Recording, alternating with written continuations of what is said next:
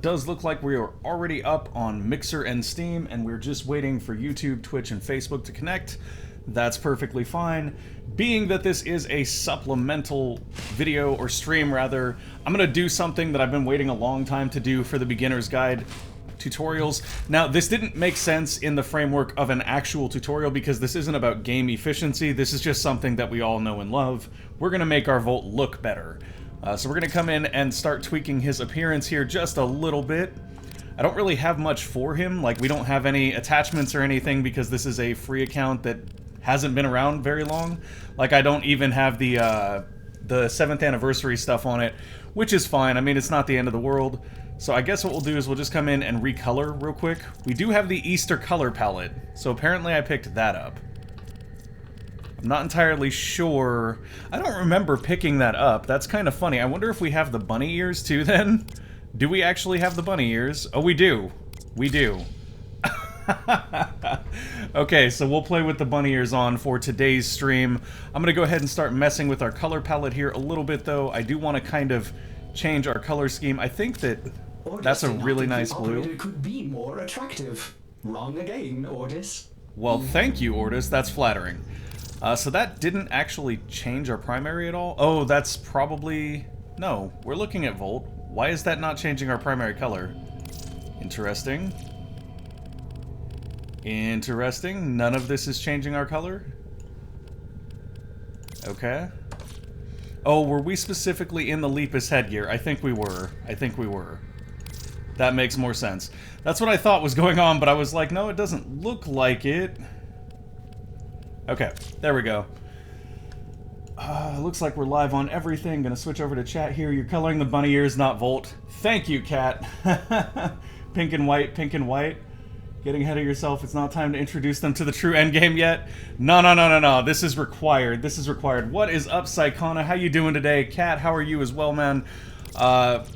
Thank you guys for popping in. I swear I'm not this much of a noob, but I guess this is a noob's guide, so it's kind of okay that I made that mistake, right?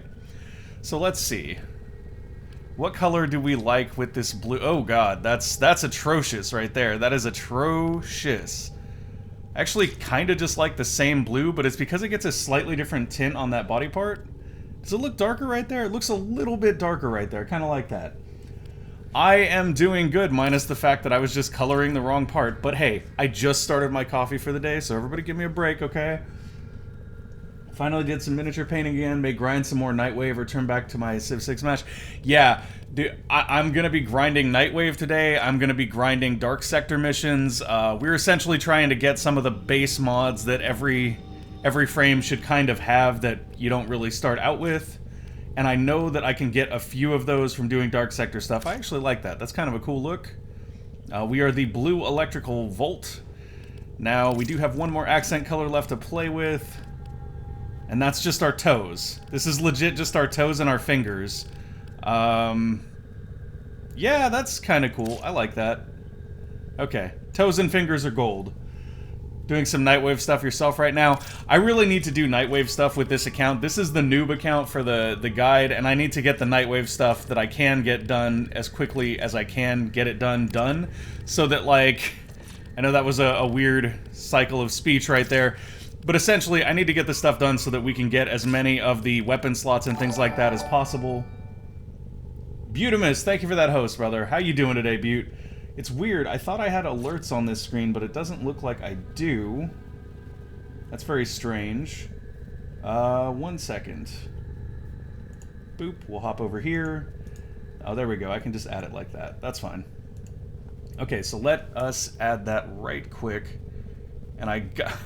This is something I should have had ready already, so I apologize for that, everybody. There we go. Alerts. Butimus, thank you for that host, brother. Much appreciated. How are you doing today, Butte? If you're actually watching this, this might be an auto-host. This is probably an auto-host. I don't want a day today. Hey, what's up, Butte? How you doing? How you been? Did you see yesterday's preview of the stuff from the next Nightwave? I did. It's so cool, guys. The next Nightwave, we're gonna be Detective Tennos. It's like Detective Pikachu, only space ninjas, so way cooler. Anyways, I'm extremely excited for that. Oh, we just got an achievement for doing the true endgame of Warframe. Look at that. That is a much nicer Volt right there. That is a much nicer Volt. Butte, why don't you want a day-to-day? What's wrong, man? Okay, so we have the Noble animation here. I actually like that one a lot. Ooh, but that one's cool. You just look like you're ready to do your shocky fingers. I'm a mess. I have no idea how I'm functioning with all this isolation. It's been, like, really easy for me because I'm a homebody anyway, but, like, I do understand. I kind of miss going into work. I'll say that much. I do kind of miss going into work. Working from home is cool and everything, but I do miss going into work a little bit. I used to... That used to be, like, my only outside-the-house social outlet right there, so I can understand people kind of missing that. We'll just colorize everything to... No, actually, we won't. We'll turn this back to the regular color. I like the way that Paris looked with our color scheme. I don't like the way that that looked. Let's see how the Skana looks. Skana looks cool. I like that. Okay. So now we have done the true endgame of Warframe. You should, or could fashion frame to look like Detective Pikachu with those ears. Huh? Huh? Now you're getting it. Yeah. Yeah, that's... Butte, that's super tough, man. I get that entirely. Oh, before we dive in, though, folks, I do want to show everybody something. If you're a new player, you come over here and you look at the events, there should be... Did they not actually list the Gift of the Lotus events in here? I thought they did. Okay, so I'll talk about this real quick then. If you're a new player and you're just starting Warframe this weekend, there are these alerts that will pop up in your navigation under this particular notification. They're called Gift of the Lotus. There'll be one of them available that gives you something called an Orokin Reactor. You want this. You must do this mission because you want this reactor. They are extremely valuable. You want it right now. And if you're brave enough, you can hop over to this look for group chat right here. That's this little hourglass with a, or not hourglass, but search glass with a person in it. And you can type in there, I'm a new player. I would like to do the Gifts of the Lotus mission that gives the Rifle Riven mod. Would somebody take me along? Because you won't have access to that unless you've completed the storyline up to a certain point, and you probably haven't if you're a new player, but you definitely want that mod because you can sell that thing for a hefty quantity of platinum. Yeah, Orokin catalysts and reactors are... they're huge. Huge, huge, huge. Oh, they're over already? Wow, okay. That's unfortunate. I guess not. I guess not. That's why it pays to be on Warframe. You know, once a day, get your daily reward and see if there's any cool alerts like that. Because, yeah, the Gift of the Lotus thing was awesome. You'd think that, Butte, but let me show you all something. So I knew that I wasn't able to access the Rifle Riven mod because I have my main account where I was able to access it. So I asked a buddy if he could drag me into the mission, and look at this. Huh? Huh? What's that right there? That's a Rifle Riven mod. I'm not going to use it. I'm not going to take advantage of it, because the whole point of this particular account is to show new players what they can do to kind of get ahead. Oh, look, we got the space herps. That's sad. Okay, so that little thing on your neck, you get that, don't worry about it, that's just the space herps. You can use it to make a pet later. Just leave it alone, let it grow for a while, and then we'll make a pet out of it later, okay guys? Anyways, that Riven mod, not super important, but it is something you can get some plat for. Yeah, oh my god, Butte. I've been hauled to places I don't have access to plenty of time. Yeah, that's super, super effective for just getting to different stuff. Butte, I wish I was MR25, man. On my main account right now, I'm like 13 going on 14. Hold on, I think... what is Ishtar here? This is Sabotage. So basically, folks, what we're going to be doing is we're going to be working through Ishtar, which is a Sabotage mission, so that we can get to Malva, which is a Dark Sector survival mission. Dark Sector missions have higher rewards. Survival missions mean lots of enemies, which means lots of affinity. So basically what we're going to do is unlock the Dark Sector survival mission on Venus, and we're going to run that and stay for as long as we possibly can. Because if we can make it to the final reward rotation there, there's a chance for us to get some very important mods like Intensify, Steel Fiber. These are all mods that you're going to be using the entire game. I did the test for 14 yesterday, and the test for 14 was a joke, frankly. Oh, some are really easy, others made me... Okay, so everybody make fun of me if you want to. I struggled super hard on MR9. I struggled super hard on MR9. It's the stealth mission.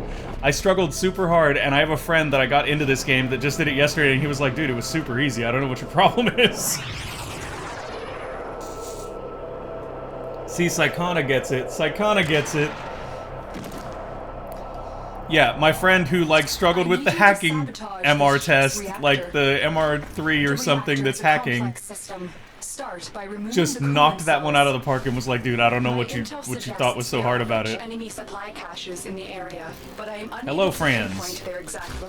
Take an arrow to the back of the head. Oh, lovely. I do love the way that arrows, like, take them off their feet. As you guys might have seen from the... I don't know how many of you saw the teaser for the last episode where we sent a Grenier flying on Tenno Airlines, but it was wonderful. Just wonderful.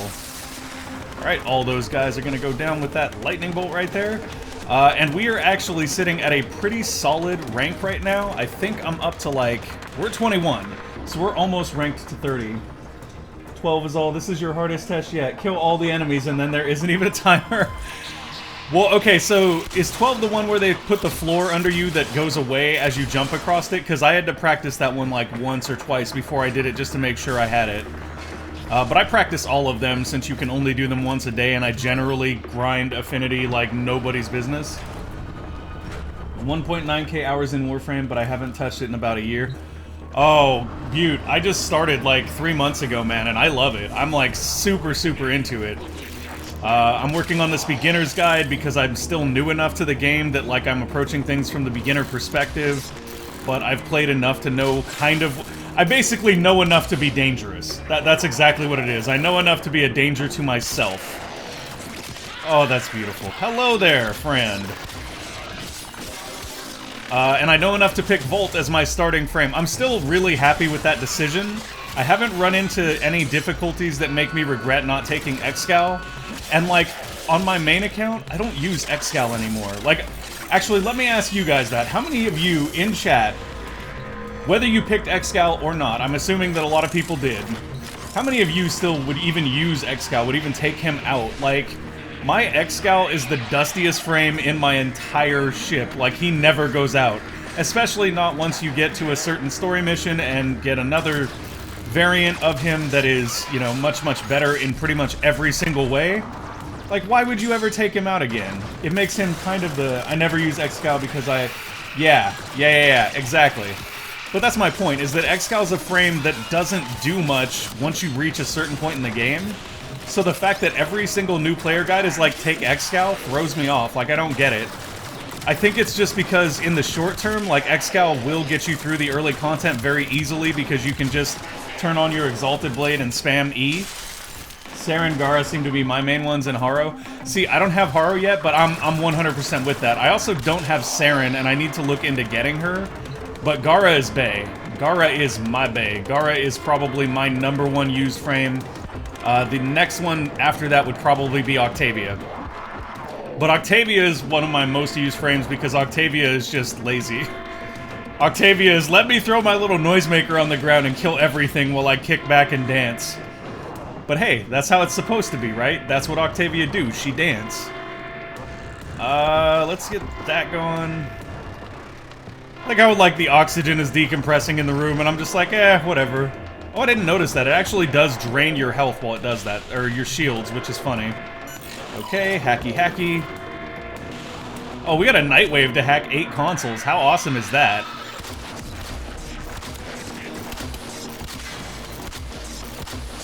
Come on. Oh my god, I'm a terrible shot with bows, guys. I'm probably a terrible shot with everything now that I think about it, but bows have travel time, which makes it worse. Oh, hello there, Limbo Prime with a flamethrower. How you doing, bud? Mean defection. Haro is a pain to farm. I hope you like... Wow! He's probably mad about the whole glassmaker thing. Oh, you know what? That was actually something that did occur to me, Kat, is like, I wonder what the tie-in will be there with the glassmaker being the theme for the next Nightwave. And it being kind of like a mystery... Seems like a murder mystery type thing, but I can't say for sure. Like, I gotta wonder if Gara is involved in that somehow. Very excited about that. Rhino and Wukong are probably my most used boys. What's up, Aki? How you doing today? Alright. That's a Reach. Reach is a great little mod for us to pick up. I don't think we actually had that on this account yet, which is awesome. Reach will make our melee weapon a lot more effective, especially since right now we're just kind of rolling with the Skana. After the Skana, though, I think we're going to be doing the Onkyos, the fist weapons, because those can be upgraded to the Tekko, so we can get more out of our weapon slots there. Hello there, Sabotage thing. Did you just set off the alarms? This is why we can't have nice things, guys. This is why we can't have nice things, because people be coming in here with their flamethrowers setting off alarms. Oh, that is interesting. I've never found that cache before. You found the first that is very cache. cool. I'm detecting 2 more faint hints. Okay, so they're probably going to get us caught on this Sabotage. We're not going to do this the stealthy way. Although I don't think it really matters with Sabotage. I think the reality is that, like, you just want to get the 3 caches. It doesn't matter how you solve the actual Sabotage part. God, I wish we had a loot radar here. A loot radar would help a lot. But I also just kind of need materials here on this account. I did farm Rhino yesterday, and it was really cool because I got to help some newbies out, guys, and... Oh, another cache. And it's always funny when you run with newbies and, like, you get on an elevator and the other newbie is coming and the first newbie is like, hit the elevator button, leave them behind. And I was like, no, let's not be mean Tenno like that. So I waited on the elevator for them to get there and said something about, like, waiting in chat. And the next time that me and the newbies got to the elevator, guys, the first newbie, the one that left the other one behind, actually waited. It was really cool. It's all about that. Good, happy, kind, friendly Warframe community. Let's promote that. More hacking, Nightwave, good times, right? There's 3 ways to do the reactor sabotage. My favorite is the magnetic one. How do you... Wait, how do you do the magnetic one? Like, the only ones I've ever done is you put the coolant in the power thing, or you put the power cell back in the power thing. I'd start the elevator early, too. So mean. Why y'all want to ditch the poor nubs? No, it was actually really, really cool. And I won't name names, but I, like, was able to help 2 new players get their Rhino parts that they, you know, didn't necessarily need. But it's always nice to have Rhino early on as a new player. He's a nice, beefy boy tank that will get you through some of the tougher content. Plus, it's just another frame to max rank after you finish your starter frame. Oh, we got all 3 caches. Hello. That's a win. I'm not even sure what the rewards are, potentially, for getting all 3 caches on this mission, but it would be really nice if we got, like, a flow or something of that nature. Even a streamline would be great. Alrighty. Slashy, slashy. I started with Loki and had been working on Banshee. Oh! Okay, so I don't have Loki. I've never had Loki, but my friend that I got into the game picked up Loki, and that's, like, his favorite frame now. Like, he loves Loki. I just finished Ivara Prime on my main account, and that's my, my new baby, and she is so good, guys. Oh my, Ivara Prime is just 100 for so much different content. Like, I was using her sleep arrow yesterday to get my scans for Cephalon Samaras. It was just so good. Deluxe Loki was RNGing me so hard, and Ivara Prime. Ivara Prime has been... Oh, she's gorgeous, though. You jellyfish. No. See, that's the trick. You get the Ivara Prime, and then you switch it back to the Ivara base skin, and then that's where you go from there, Cat. Have I shown you guys my Ivara Prime? Hold on, we're doing a defense thing here. It's interesting, but it's not as interesting as this. Let me show you guys something. Bam. That right there, that is a sexy beast. That is my Ivara Prime. I call her Shadow Stalker Ivara. Saikana calls her Kuvara, which is also a very cool name for that. But yeah, that's my fun time in Captura. Bought the fancy Ivara Prime skin because she looks more like a bird. I haven't seen that. That makes me kind of excited. But yeah, Ivara is my new bae. Ooh, piercing hit for rifles. That's actually not terrible early on. Especially since we're using bows and bows can use those rifle mods. It's actually pretty good. Although I actually think that bows do more impact damage generally than piercing. I could be wrong about that, but I'm pretty sure that's how they do. Ugh. Okay, we gotta find our way out of here. It is us, and is that a mag with us? I can't tell from their icon. I think that's a mag.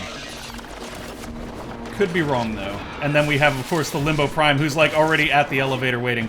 Aw, look at that. See, polite Tenno, our best Tenno. I'm gonna meditate here at the elevator for a moment. I'll send you a screenshot later. Right on. Stick normal skins on prime weapons. Oh, I didn't know you couldn't do that.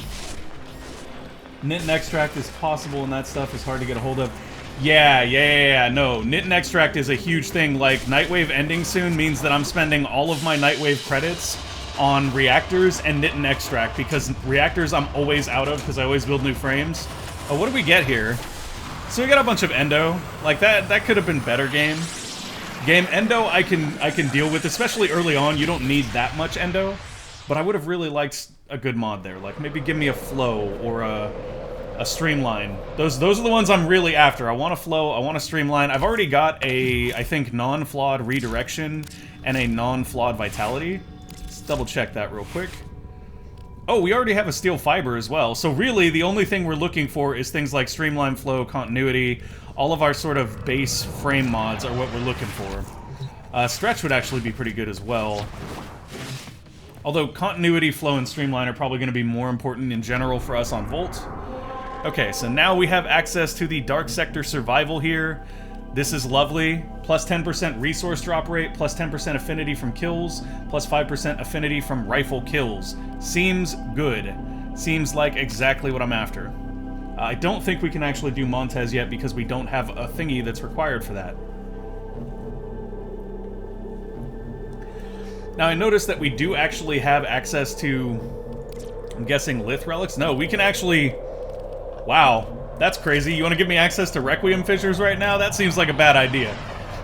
Anyways, we do have access to Lith Relic Fissures, so we could go pop some Lith Relics, try to get some Ducats to trade to Borrow Katir. By the way, folks, if you are playing this weekend, Borrow Katir has a 350 Ducat credit doubler.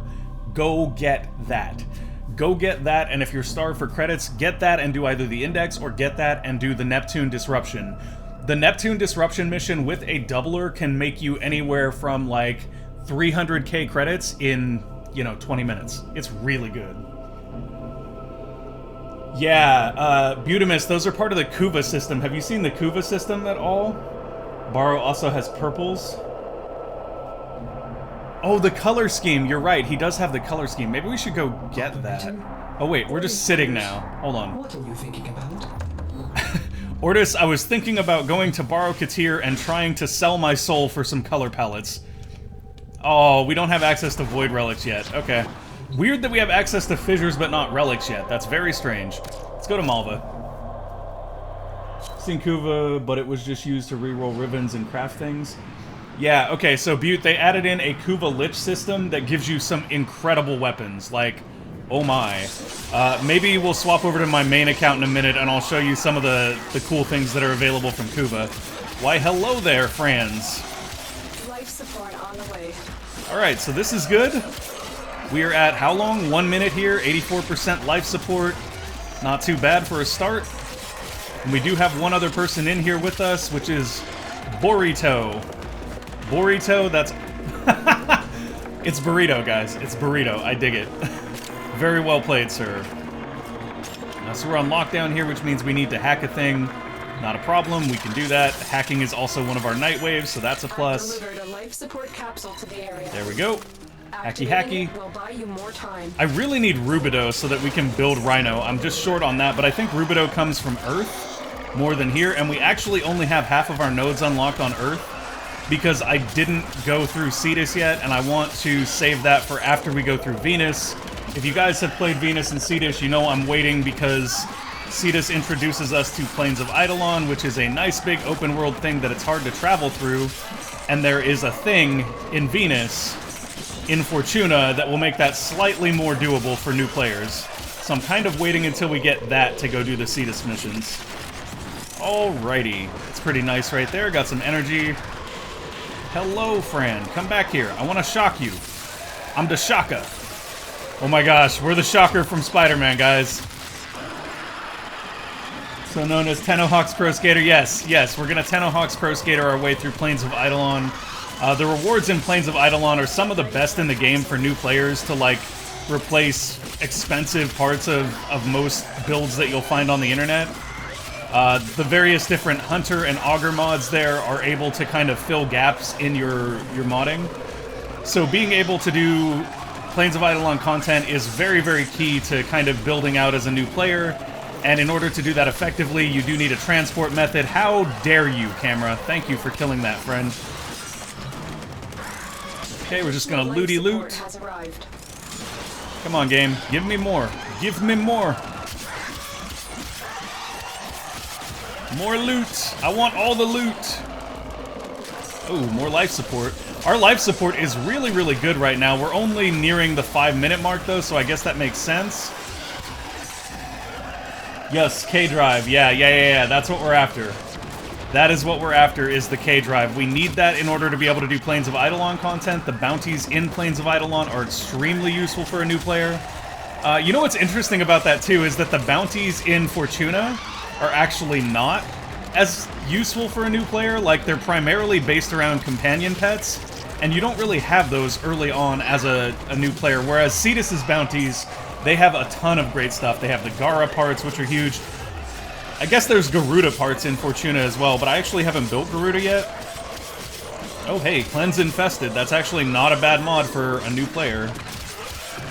I wouldn't really put Endo or Creds into upgrading it, but it's still not bad to throw onto something if you have the space.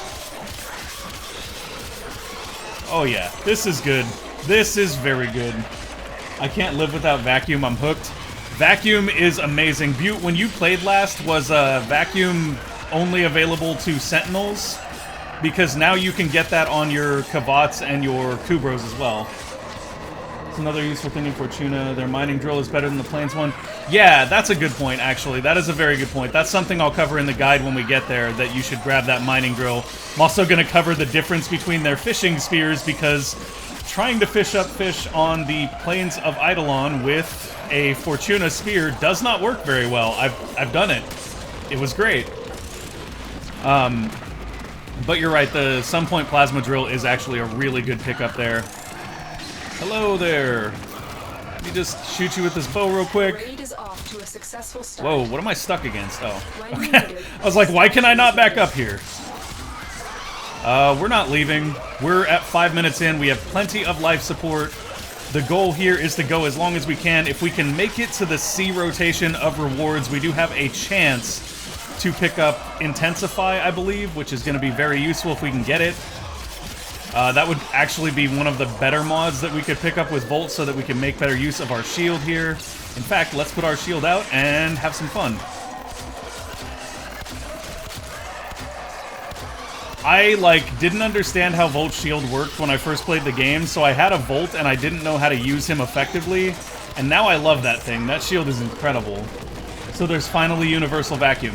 It's not quite universal, but it does exist. Why aren't they dying, dude? You were trying to electrocute shock heals. This is true. This is true.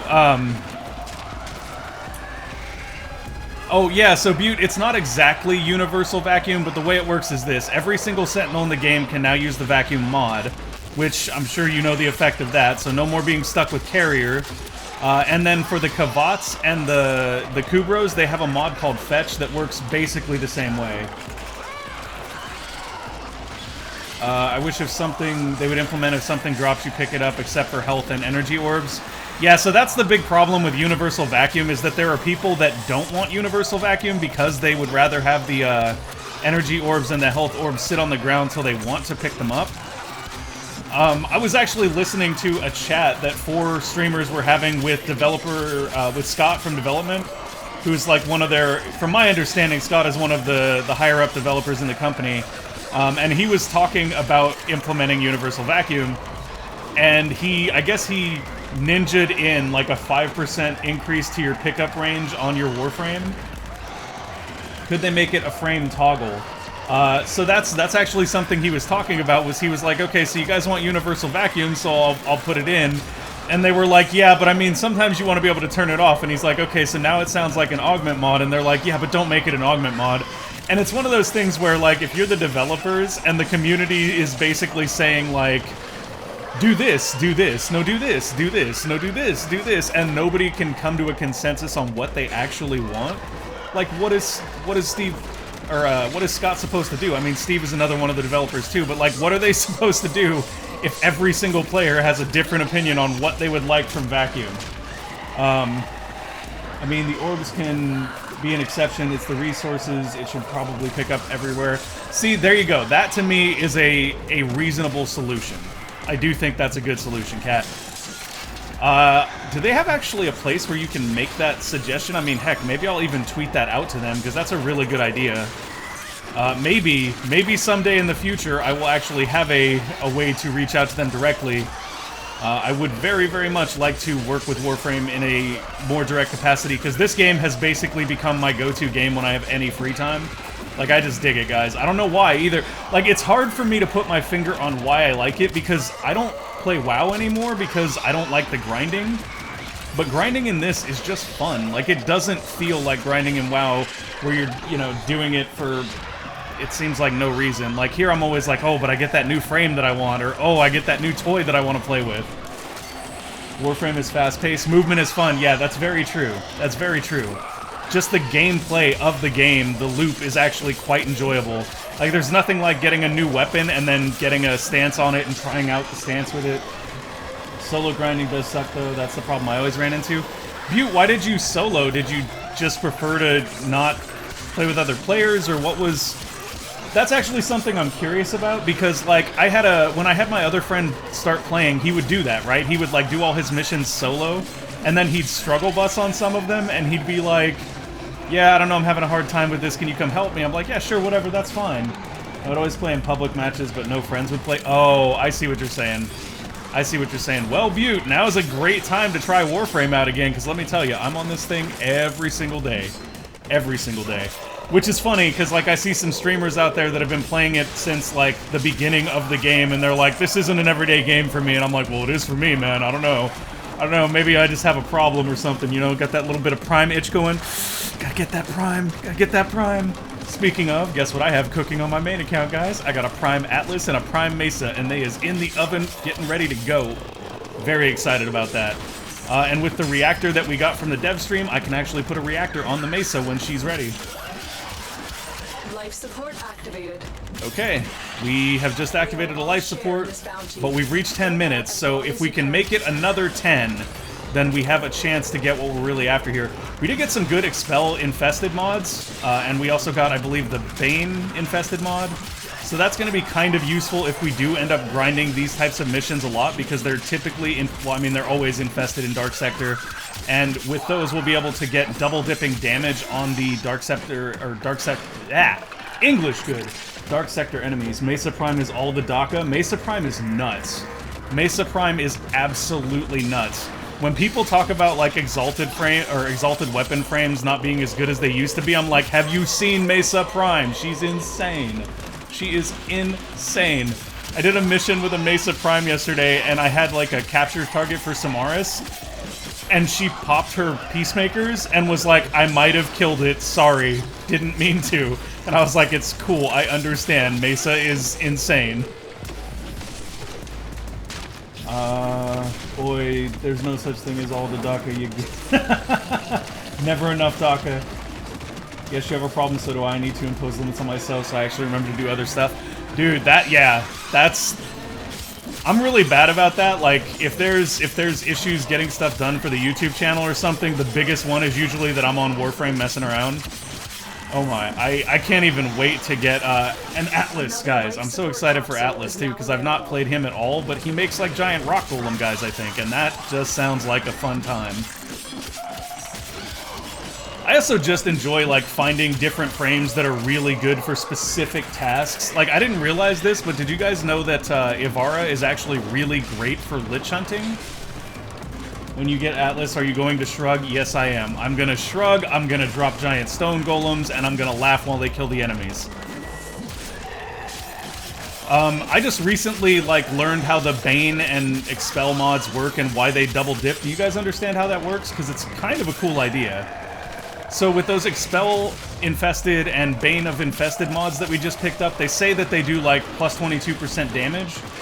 But the reason... Who is John Good? There you go. But the reason that they don't actually do 22% damage is because they don't just scale your base damage like Serration and stuff do. They actually scale your base damage and your elemental damage. So, like, with elemental mods, they'll give you, like, plus 60% of your base damage as, say, toxin damage, right? So let's say, for example, your base damage was 100. And Kat, you're gonna probably fry me here because it's on math and I mess this up all the time. But let's say your base damage was 100 and then you put a 60% toxin damage mod on. You would get 60 damage as toxin. So now you have 160 damage.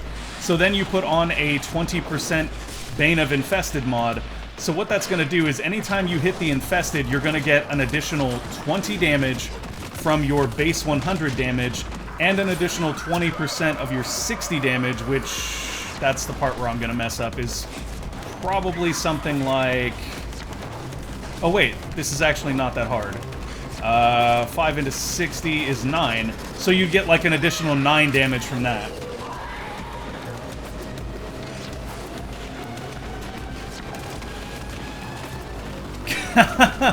What's up, Grant? Glad you could be here to heckle me about my maths, man. So yeah, you would essentially get an additional... what is it? You'd get 189 damage from those. Oof, good, oof. It's not Common Core.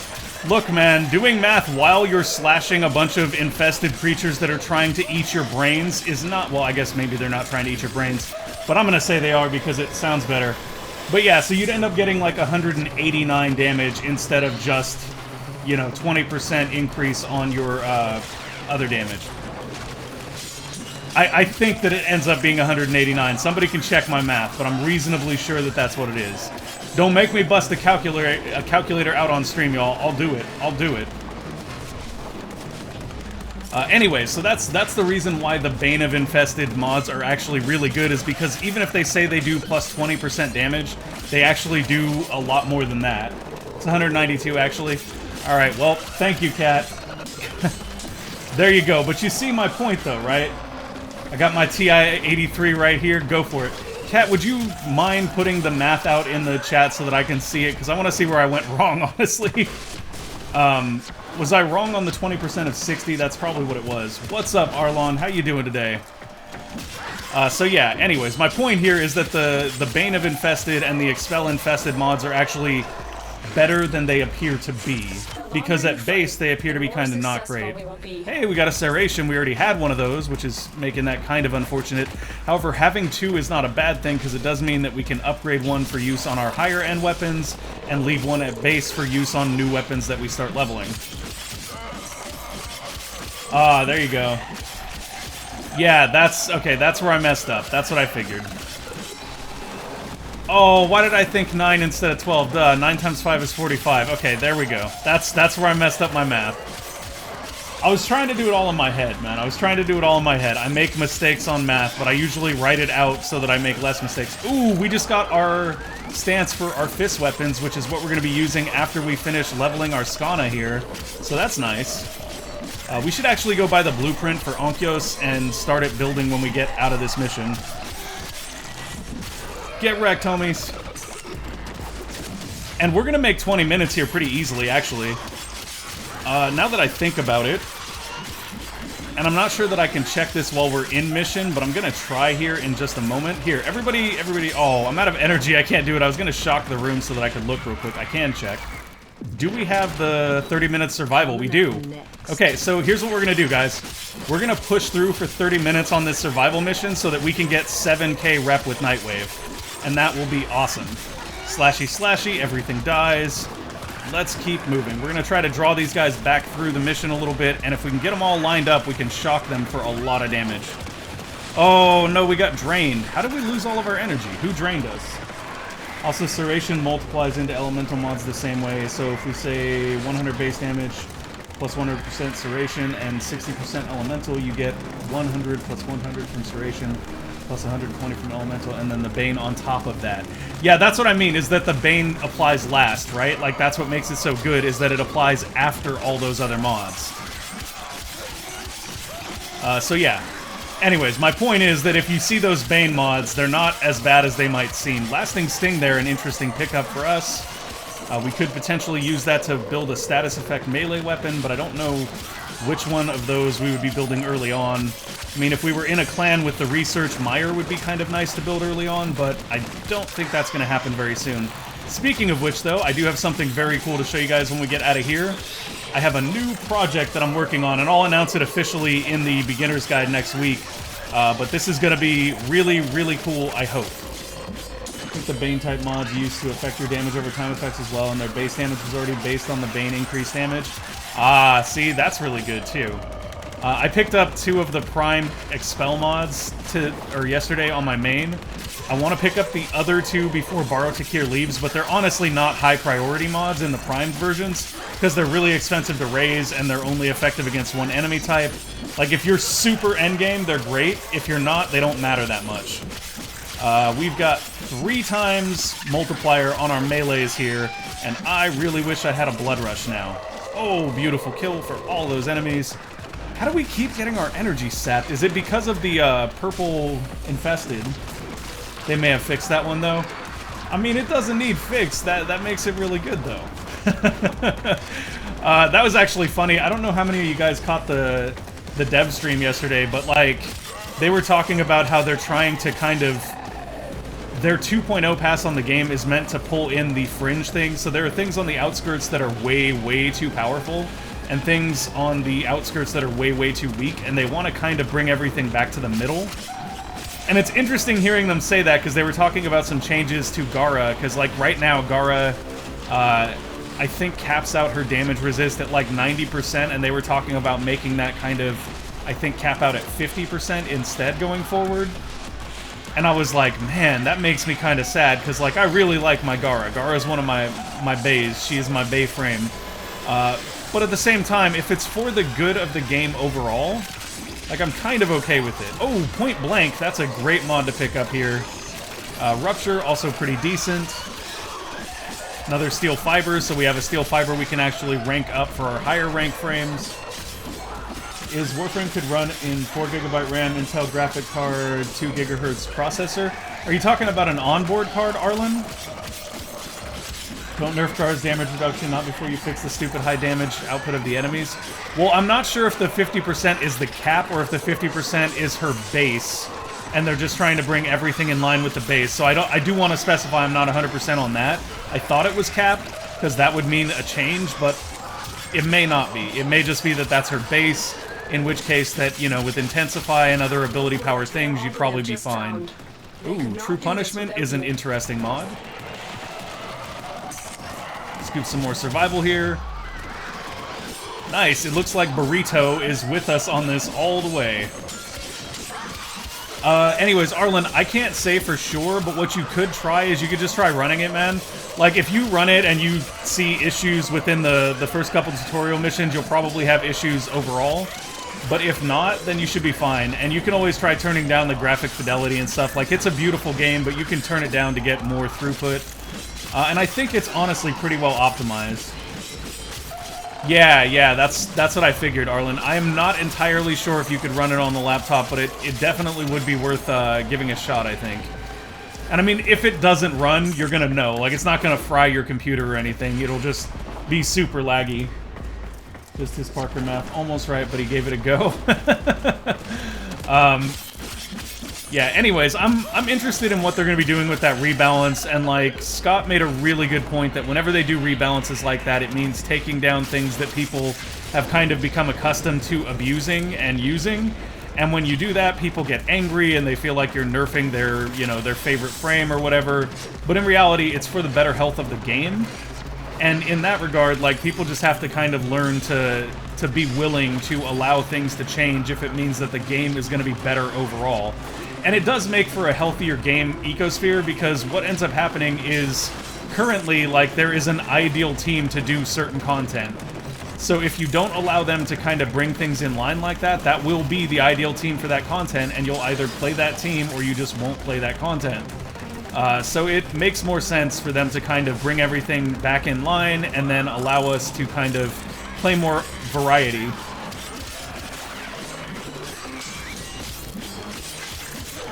Yeah, Arlen, let me know how it goes, man. If you can get into the game and it works for you, okay, you're more than welcome to join me today. Like, we can go run missions, or I can help you through noob stuff, whatever you want to do. That's kind of the whole point of this stream, is just to have fun. Cackles and bird puns. Prize in Hisho balance patch. Oh my god. Cat. Yeah, I remember the Hisho balance patch. That was a slaughter right there. Not because they changed the Hisho super bad. Oh my gosh. Okay, so this guy is rolling out at what time? 22 minutes. Why are you rolling out at 22 minutes? You're so close to 25, you might as well stay. So what we're going to do is we're going to be smart and move towards the extraction point. We're not going to extract. We're going to let Burrito go if he wants to go. But we're going to head towards the extraction point and kill enemies there so that if we really need to bail out and not lose anything that we got on this mission, we can. But we're not leaving. We're not leaving. We're going for 30 minutes for Nightwave. That 7k Nightwave will literally give us a Nightwave level on its own. The Hisho balance patch was a balance patch. Oh, nope. It was a balance patch for another game, Butte, called Endless Space 2. And basically what they did was they took something down a tad because it was very, very overpowered. And instead of people going like, oh, okay, I understand why this is overpowered, we're going to give this new build a try, they basically all just like said that the faction was garbage and unusable because they didn't realize that they had to change their playstyle, or didn't want to change their playstyle, basically.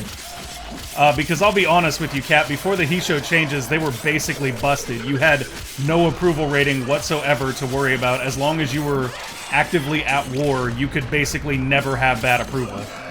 And that's way, way too strong. Like, being realistic, that's way, way too strong. I mean, I used to take advantage of it when I played them, because why wouldn't you? It's ridiculously powerful. And that is how you know that it really didn't need to be in the game anymore. I'm gonna grab this life support here. We don't need to, but we have enough life support kind of built up here that as long as we kind of keep moving and just keep killing enemies, we should be fine to stay alive for our last sort of 6 minutes. We may have to bounce around and grab some of these life support units since we are on our own now. We don't have anyone to help us out. Turret, please. Oh, of course the turret goes away once I start shooting at it. Man, I could really use some energy, game. Some energy right now would be awesome. How about a little bit of energy here? Yeah, you better poke your head out. Punk turret. Camera, you're going too. Oh, how did I whiff that? Okay, so we're just gonna kill dudes, we're gonna stay alive, we need to make it exactly 5 more minutes, well, 5 minutes and 3 seconds. 5 minutes and 3 seconds. We can do this. All share in this bounty. 2k credits. As long as you can. Yeah, we're at 50%. We can go ahead and pop one of these and it'll be fine. Life support has been replenished. Okay, puts us at 84%. Dropped by fallen enemies. Yeah, I get that, Lotus. The problem is that the enemies don't drop them when you're out of juice, and I am constantly out of juice for some reason. Well, I mean, they do drop them when you're out of juice, but, like, without our abilities, we're not really able to kill groups of enemies all at once, which will allow us to kind of grab more of those personal life support units. So we're kind of struggling on that. What happened to the Hisho? Basically, the change that they... Oh yeah, I agree. The pre-change Hisho were basically expansion exploit the faction. Yeah, so Arlen, before they made changes to the Hisho, your expansion disapproval was entirely rated or related to your key. So you could expand infinitely as long as you had high key, and it would never ever make your people sad. It would never cause issues for you managing your empire. So you basically just expanded forever and nothing would ever stop your growth and nothing ever penalized you for growing too large. And then they changed it so that you actually do suffer some penalties when you expand too much, like every other faction in the game does, and people basically lost their minds. It was honestly kind of sad. Yeah, without some kind of mass damage weapon, you'll struggle. You're right there. Good news is, we just died, which means that we get to stand up. We do lose some affinity there, which is unfortunate, but we get to stand up, and we get to stand up with a little bit of energy, so if we can group everybody up here... Oh, what? Why is my energy being sapped? It's constantly being sapped, and I don't know why. Okay. I am open to ideas if anybody understands why my energy is being constantly sapped right now, because I don't. Like, there wasn't an electrical proc on me, there was nothing going on that should be sapping my energy. Probably an Eximus? Oh, okay. That's fair. That's fair. Look, enemies, you all seem like lots of fun, but I'm gonna go now. Oh, here we go. This is what we need. It's time for slam cheese, guys. Slam cheese. Slam cheese. This is how we survive now. And this is the Eximus right here. And now it's dead. Can I grab this? Alright, cool. Got a little more life support there. We've got 3 minutes to go.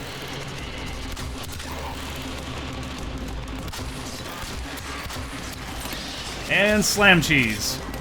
So slam cheese is the best strategy for new players that just need to live a little bit longer. You slam cheese people to keep them up in the air. They can't kill you if they're floating. And as you can see, we are gaining little bits of life support here and there. This is sort of the beginner's way to survive survival. Now they've come first. That's a justified nerf in my opinion. What version is that patch? I'm not sure what version that patch was. I just know that people absolutely lost their mind. He's sure OP because of the resource miner auto-clicker exploit. Never occurs to them to just not use the exploit. I mean, let's be honest. If there's an exploit in a game, people are going to use it. I'm standing here right now using something that could easily be considered an exploit, which is the slamming thing here. I don't think it's an exploit, and it's not like it's extremely effective, but right now this is going to keep us alive for the last 2 minutes we need. And we should be able to get out of here. At least I mean, if the devs consider this an exploit and they said so, I wouldn't use it anymore. But I've not heard that the slamming is an exploit and is something you should not be using. My washing machine is shaking, my whole house. Is that normal? If you loaded it too much, yes. Did you, like, do a bunch more laundry than you normally do? Because I've had mine do that and it scared me too, man. I was like, oh, what's happening here? I've actually had my dryer, like, start squeaking and sound like it was gonna fall apart from being overstuffed. Alrighty, come on, 30 minutes. We just gotta go another 40 seconds. 40 seconds and we get the value out of this for our Nightwave. We could have gotten some better mods here, but I'm honestly okay with what we did get, especially if we get our Nightwave completion here. It'll all be worth. Since we have 30 seconds left and we're about 100 meters away from the exit, I'm gonna start heading towards the exit. Ooh. Alloy plates. Hello, hello. Didn't get much Rubido out of this, which is unfortunate because we will need that to build Rhino. Now, we want to be careful here because if we actually walk up onto there, we will exit right before the 30 minutes, and that is not happening. That is not happening. Look what our Tenno operative Oh, just did found. you? That's They awesome, could not do dude. this without you. Okay, so we hit 30 minutes. Where's my Nightwave? Oh my gosh. Guys, we came in at 2 minutes in. So we might not get Nightwave completion until 32 minutes? Is that possible? Oh no, is that possible? Okay, that's possible. That's possible. That's actually happening right now. So I'm gonna go ahead and run to one of these things and hit it so that we can stay in this for just a wee bit longer. Oh my. That is possible, probable, and what exactly is happening? No, no, no, no. I'm over-jumping this now because I'm panicking. Okay, here we go. Here we go. Get that life support and on to the next one. Basically, all we're going to do for our last 2 minutes is just run to different life support modules and turn them on. As long as we stay ahead of the enemies while we do this, this should actually be pretty effective. Another life support module here. And another life support module up here. Another life support capsule is now available. Okay. And keep moving. Life support has Whatever been we do, we replenished. cannot stay in one spot. We cannot get caught by the enemy or we will die. Okay. Moving over to this one next. We're at 31 and 30 seconds. Oh, that's so crafty that it doesn't count if you, like, came into the mission a little bit later. I did not expect that at all. I know we came in before the first 5-minute mark, though, so as long as we... Like, if we have to go to 35 to get that, I will do it. I will push through, we will conquer all, and do so. And that thing is gonna die. Gonna get some resources here. We are at 32 minutes. I think we need 32:30. I can't remember. Does anybody remember exactly what time we came in on? Life support incoming. Okay, life support is incoming. That is awesome. Let's move back to this other life support that is closer to the extraction point. And we'll just kind of wait around this. Oh, why you gotta do that? Why you gotta throw up on the ground like that? Come on. Okay, fighting there is a bad idea. Wow, these enemies are in a very strong place right now. Additional life support is here. Come on, what is it gonna take for us to get this? Oh my. This is not what I expected it to be.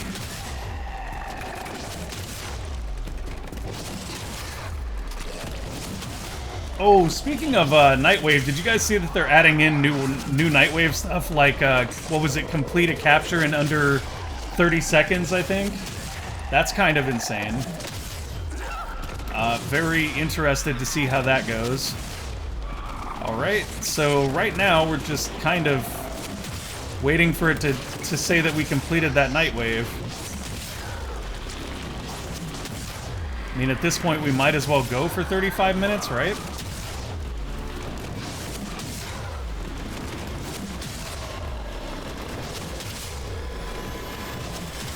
God, I love slamming. You can also get executes on enemies after those slams to actually remove them from combat, which is nice.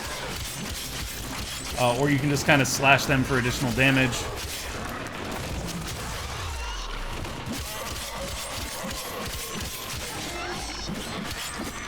Okay, come on now. There's no way that 35 minutes does not give us the Nightwave thing, right? Like, I'm just wondering if it didn't pop up. Did I not see it? Did somebody else see the Nightwave thing pop up, or am I just not getting it for this? Because that would be really unfortunate. Okay, so what we're gonna do, I know for a fact, may only pop up at extraction. Okay, that's a good point. That is a very good point. We're so close to 35 now. I'm just gonna head to the exit and we'll make sure that we get our credit for 35 here, and then we'll be out and hope for the best. Alright. 20 seconds. 20 seconds and we are out. I mean, honestly, we have enough revives left that we could hang around longer if we really needed to. But I think you're right, it might just not have popped up here. I just want to make sure we get it, because that's a 7K Nightwave. That is a very big reward. Okay, let's go. Peace. Peace. Hey, what's up, WTT League? Fire Promoter or GFW stuff? Because I'm not really doing that in Fire Promoter anymore. Oh, there we go. There just is no... Yeah, that was Nora telling us we got it, I'm pretty sure. Okay, so we got True Punishment there, which is a new mod. That is the additional combo point chance. That's actually really useful for building combo faster. We got Lasting Sting, which is additional status duration. We got a whole bunch of stuff. Speed Trigger, Serration, Point Blank. Speed Trigger might actually be nice on our bow, because it does increase the speed that you pull the bow back. Got a link to my Omnibus Bird Ivara Prime Deluxe. Haha, was waiting for you to be mission free. Oh, right on. Here, let me do this.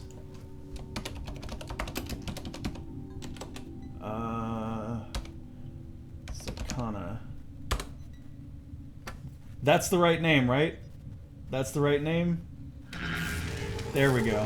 Okay, cool. I'm gonna take a look. Oh, that's so cool. That is... It's really cool, like, that the color scheme on it is almost kind of two-toned. I really dig that. That's one of the more interesting skins. Although, I've seen some really cool skins that I'd love to get, but I'm not gonna... Yeah, WTT League, we are supposed to record the next episode of GFW. I was gonna try to do it this weekend, but my co-commentator had a commitment. So we're gonna be doing that next week, and then that'll be out. And then we're doing the Blackout, which is our final pay-per-view of Season 2. And then we will be doing an off-season where we're gonna give more people a chance to get involved, which is very, very fun. Okay, so we're out of that. We go check our Nightwave. We should rank up. Beautiful. Got some Nightwave credits going for us there.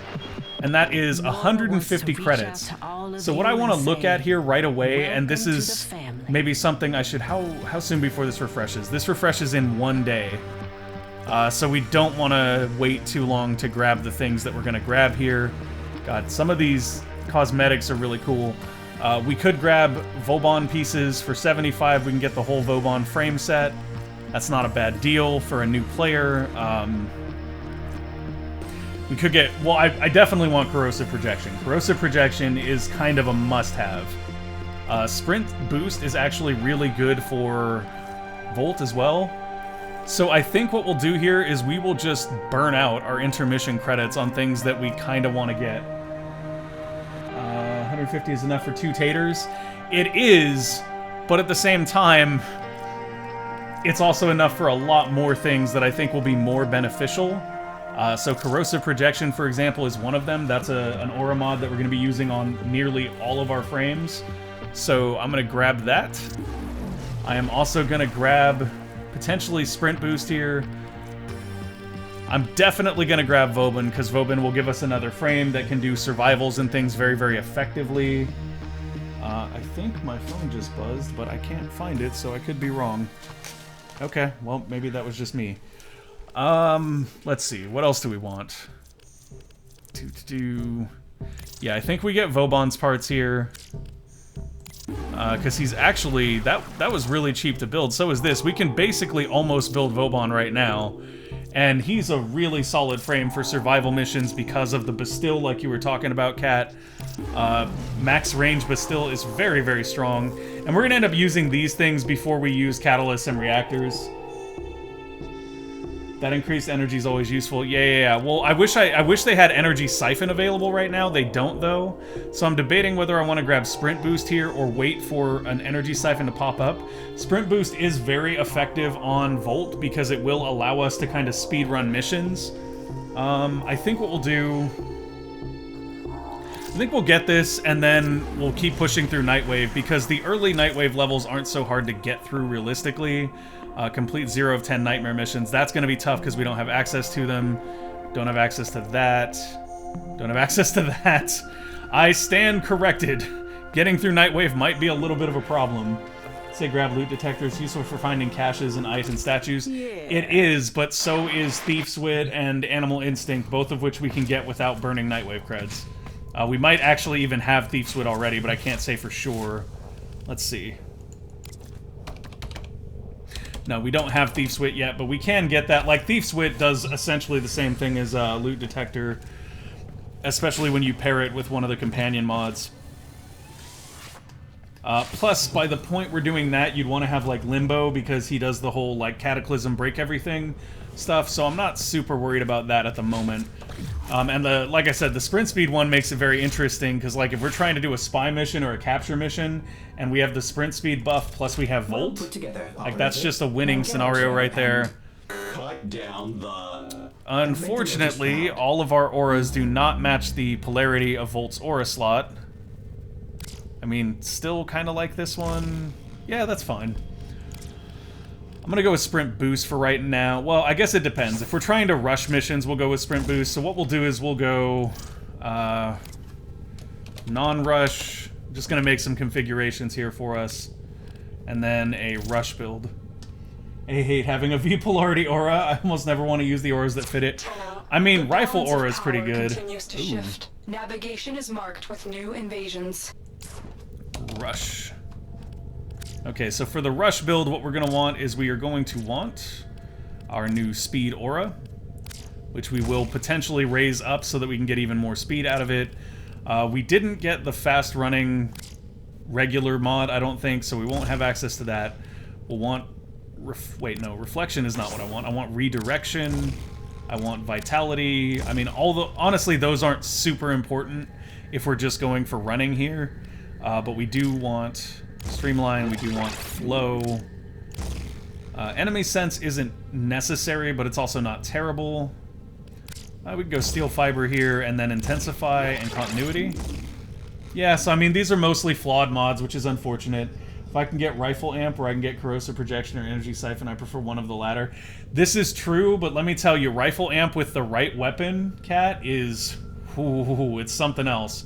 With the right weapon, rifle amp is just... insane, especially depending on the frame. Like, I think I have rifle amp on chroma, but I use like the Rubico Prime with him, with Rifle Amp, and it hits for like... Oh my. Oh my is all I can say for how the damage hits on that thing. So let's see what our rank is like now. We're 23 with Volt, 22 with the Paris, 25 with the Skana. The Skana is going to finish very soon, so what we're going to do is we're going to go grab the Onkyos so we can start building that. Onkyos, please. Did I misspell that? Probably. Onkiros, that's why. Okay, so the Onkiros are 15k, and material-wise, the only thing we're shy on is Nanospores, which we need 900 of. I am not entirely sure the best place for us to go farm those.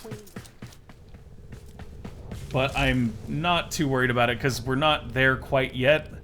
And, I mean, realistically, if worse comes to worse, I'm sure we can... Well, I guess we can go look for Nanospores. Give me 1 second, folks. I'm gonna do the wiki thing and look for the best place to find Nanospores for a new player. Warframe Nanospores.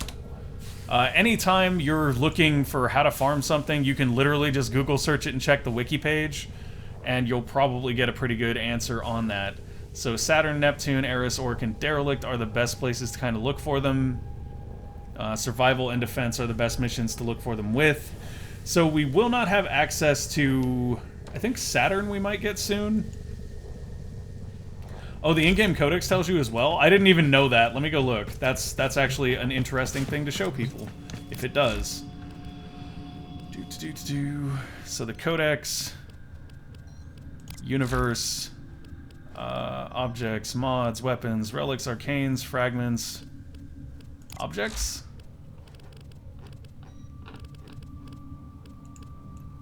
Resources.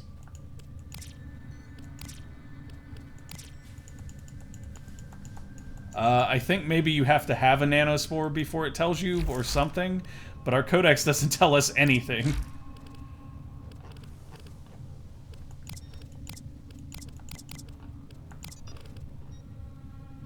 You need to scan it before it tells you. Okay, so that means, yeah, use the wiki, folks. So basically... Saturn is where we're going to want to go for it. I believe that's the earliest planet we'll probably find them on. And Saturn is over here, so that's kind of problematic. What are the other ones? Saturn, Neptune, Eris, and the Orc and Derelict Survival for Nanospores. Okay, so it might be a hot minute before we get those. Which seems really weird, because I know that, like, I've gotten them before that. It does look like they are available in some Orb Valis bounties as well.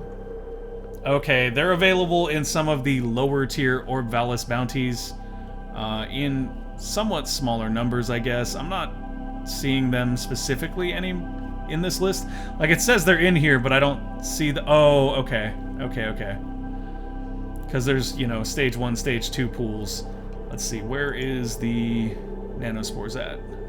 So they're not in stage 3. I don't see them in stage 2. I see plastids. Are you sure about this thing? Oh, okay, that's because it's in the 10 to 30 tier. Yeah, so you can get 200 nanospores from the 10 to 30 tier. Okay, that's a pretty consistent way to farm those. It's not really something that we're going to be going straight into now, because we do need to wait to do Orb Valis to kind of show new players. Like, I'm saving stuff like Fortuna, where you have to do a quest to unlock things to show to new players as we do it. So we're not going to rush that right at the moment. I thought the Shadow Stalker was on me. I may be wrong, but it'd be nice to have him come after us right now, because we could farm one of his weapons. That'd be a useful... Yeah, we're marked for death by the Stalker. We just need to get him to spawn. Okay, so what do we want to do? What do we want to do that's actually going to help us out? We could grind more affinity and hope for good drops, but that's kind of a long-term investment for not necessarily a quick payout. We do need to get some hacking done, so maybe we look for a spy mission that we can kind of run on repeat. Like that one.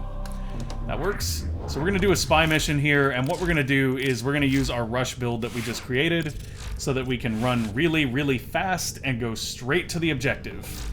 We don't need to fight anyone, really, to complete a spy mission, except for when we have a little bit of aggro going into the spy rooms, and this will give us a chance to solve our hacking issues. The other thing we could do is we could finish out planetary nodes for Venus or Earth, but doing that is going to require us to complete missions and quests that I'd rather save for the series, so I don't think we're going to do that. I think we'll just go after this spy mission. The other upside to doing spy missions, too, is that we have the chance to get Ivara parts from doing them, and Ivara is awesome. Ivara is 100, guys. Would love to do that. The other thing we could do is we could go back to Earth to try to farm Rubido. Because if we get some Rubido, we can start building Rhino. And that would be extremely effective early on. Rhino is just a really, really great beefy boy frame for us to do things. Hi there, bye there. My boy, is that Rhino? Yeah, Rhino is the beefiest of boys. Can we speed buff again? We can. I'm gonna grab those alloy plates there. I'll probably start just slide bullet jumping, because as much as sprinting is faster with Volt, it still doesn't feel as fast to me as just straight up bullet jumping, and I believe the bullet jumping benefits from Volt speed as well. Look out for increased security measures. Oh, increased security measures. You don't say. Wait, what? Did we miss something here? How did I blow past A? I thought I was heading straight to it. Oh, okay, it's on a side door here. This is interesting. Actually not familiar with this tile set, which means that this is going to be a really interesting spy mission. Because spy missions are fun when you have no idea what the spy mission is or how to solve it. It's okay. This is a good opportunity for us to figure this out. Alright, that's a hack. Do I recognize this one? I do, kind of. Okay, so we're gonna kill that guy and probably these guys just to get them off of our back. There. No more problem.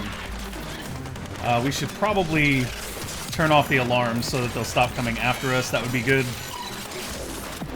Alright, that's our 8 consoles. And here we go. Let's hop up here. The nice thing is we do have a silenced weapon so that we can take out cameras if we need to. That's kind of the reason why we started with the bow, so we would have that option if we needed it. Okay, so in this instance we're going to want to bullet jump through there. There is a camera below us. Is this the actual room? It is. Oh. Well, that was easy. I spun that the wrong way. There we go. First objective complete. Ow. So now we can get detected here. It doesn't really matter. Hey, Kat, you're still in chat, right? Does anybody know? I thought there was a bonus for getting through all the spy things without being completely, or without being detected in any of the rooms. Is that true? Is there an extra bonus for not being seen? Or is that just something that I made up in my head? Venus spy rooms are great. I hate the ones on Uranus.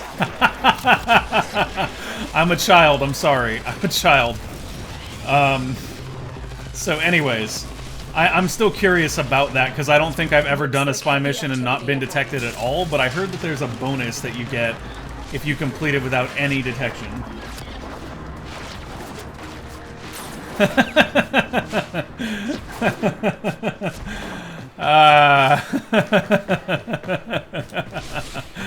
It's okay. It's okay, Kat.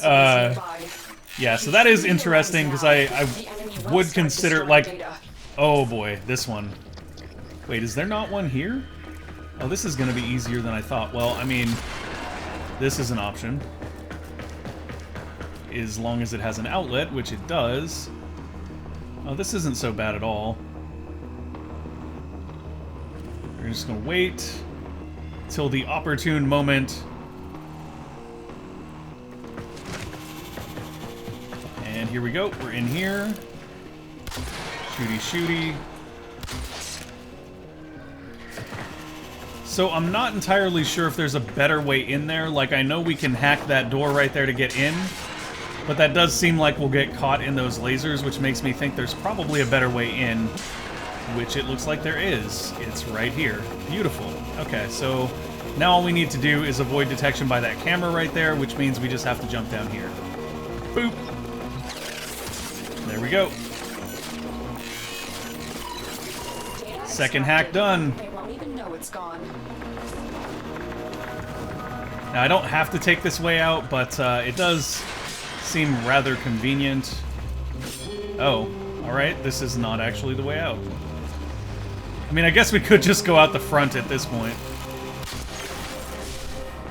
There we go. Out the front. So you can hide behind the pillars and you can turn off the lasers. I did not realize that at all. But I mean, we got through it without getting detected, so that's a plus. Being undetected gives you more affinity, but I don't think there are extra drops. Okay, cool. Thank you for that. That's what I was curious about. If there's not extra drops, then I'll be honest, I don't care that much. Affinity is easy enough to grind if that's what you're after, and one of the major tricks to Warframe is that you really don't want to mix your grinds unless you can do it efficiently, and that's not super efficient. You're nearing the console. Turn left at the bend, there's usually a little side room with a switch for the moving laser barrier. Oh, that's cool. Oh, this one's fun. This one's very fun. It's fun because we want to keep our eyes open for this. There we go.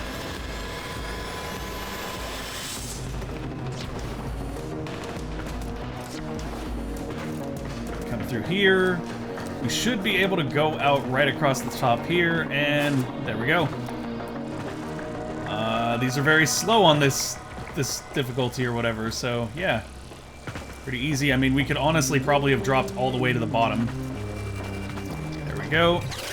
Hit C and spin. Got it. They won't even know it's gone. No additional detections. Beautiful. Time to get out of here, though. Actually, while we're at it, we can go ahead and loot these up. There's no reason not to. Got some nice alloy plating out of there. Nothing too expensive or extensive. And then up the elevator we go. Yeah, oh, there's like a side room, right? That's what it is. I think I have found that once before, but like, I watched a guide and the guy basically was just like, you just run past stuff. But I guess he might have gone and shut that laser off. That's probably what he did. The bunny ears flopping around are still delightful. Yeah, I know, like, didn't they say they're gonna take these out, though? Isn't that kind of how that works? Like, after a while, they just remove them? Which is kind of sad, because, I mean, there's no reason not to have bunny ears all year round, right? Like, what is the reason for removing this joyous occasion? Okay, I'm not gonna lie, that's like the first time I've actually looked at the way they flop around when you're bullet jumping and stuff, and that's hilarious. Oh my, that is hilarious. Like, I just put them on and kind of ignored them, but that is absolutely hilarious. Thank you for pointing that out to me, Psychona. And away we go. Alright, so we got all three of our spy things there. Reflex Guard. Plus 9.1% combo count chance while blocking. Interesting. Oh, and a Hornet Strike. That's actually a really good mod for us to pick up. We may have already had one, though, because it doesn't show as new. Still not a bad thing to get. I am curious what the other rewards are from this mission, folks. Give me one moment. I'm going to take a look. Spy missions. Rewards. There we go. So this is guaranteedly a tier 1. Oh. Okay, then. Okay, then. Yeah. Yeah, we're probably going to run this again. We're probably going to run this again. Is that how that works? That's what I was wondering. So when it says blocking, it just means literally when you're standing there deflecting bullets, right? I thought they said they were going to remove it from the game, Cat, but I could be wrong. Psychona did say they removed the pumpkin head. See, so I mean, there is a potential they could do that. So one thing I am going to do here right now is I'm going to upgrade our sprint boost as much as I kind of can here without bankrupting us. Oh, which is all the way. We're just going to go all the way with that. Okay, so now we get even more sprint from that. Why does it only... Oh, it wasn't 15% yet. So now it's 15% now, which is pretty nice. And we're going to go back into that spy mission because some of the mods that we can get from this are amazing. Yes, it does. Even without Reflex Guard, my combo counter goes nuts when I deflect a heavy gunner. That's incredible. That is incredible. I wasn't sure if there was like an active blocking you could do or something, but that right there just sounds awesome. Okay, so we're gonna skip that You are cinematic. here to infiltrate data Boom, vaults give and us the retrieve speed. highly We want the sensitive smoke. enemy information. Smoke from our heels. So we should be able to get through here relatively quickly now. We kind of have a gist of how these different spy missions will work, or these different spy puzzles will work. I'm not going to bother with resources here. I'm just going to go, go, go. That was a really bad landing. Go me. A is to the side here, which is fine. I did not need to pop 30 feet up in the air. Once again, go me. Tenno, be on the lookout for increased security measures.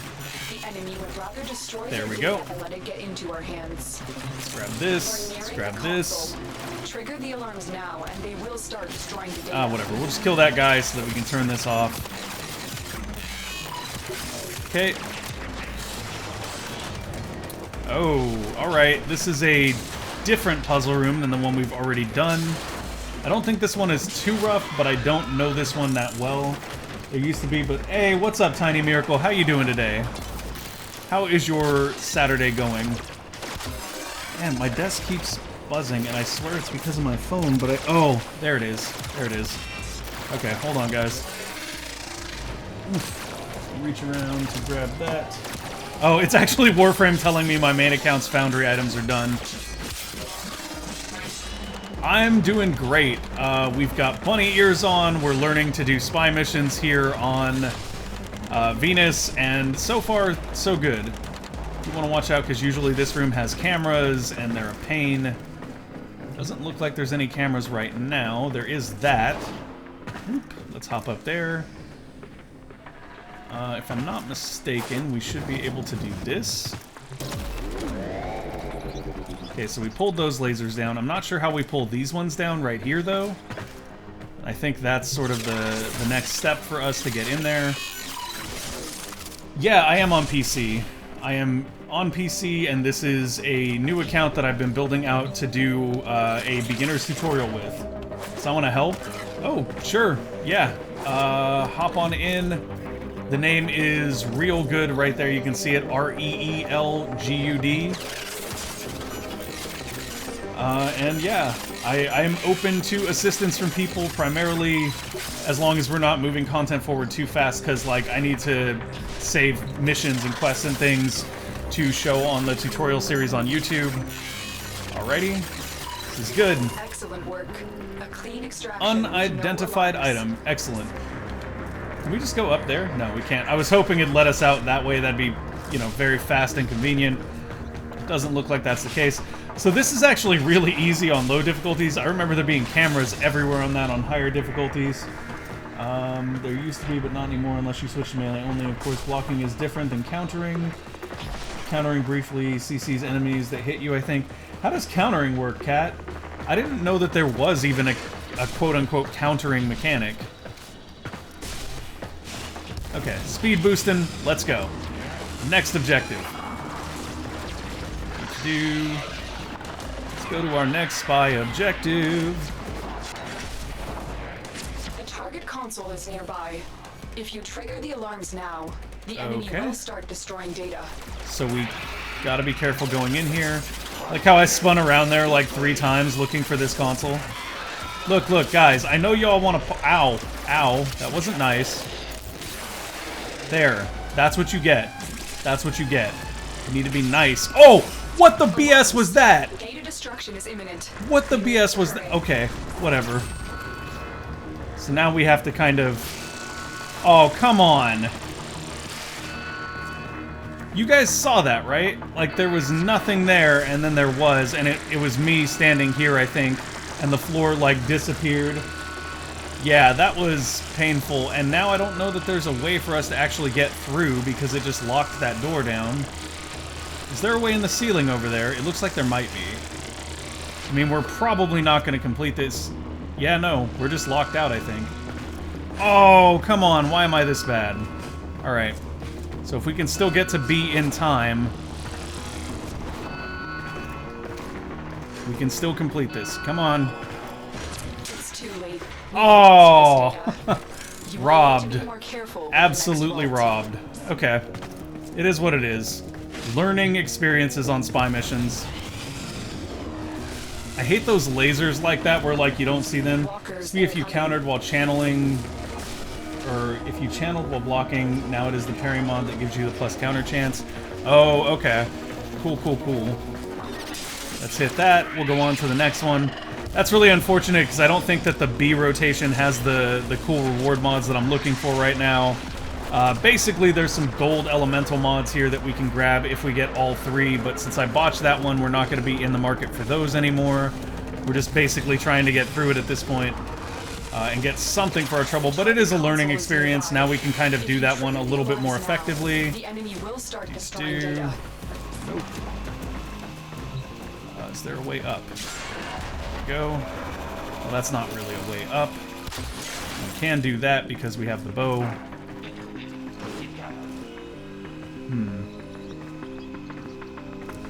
Alright, moving forward here, we gotta be careful.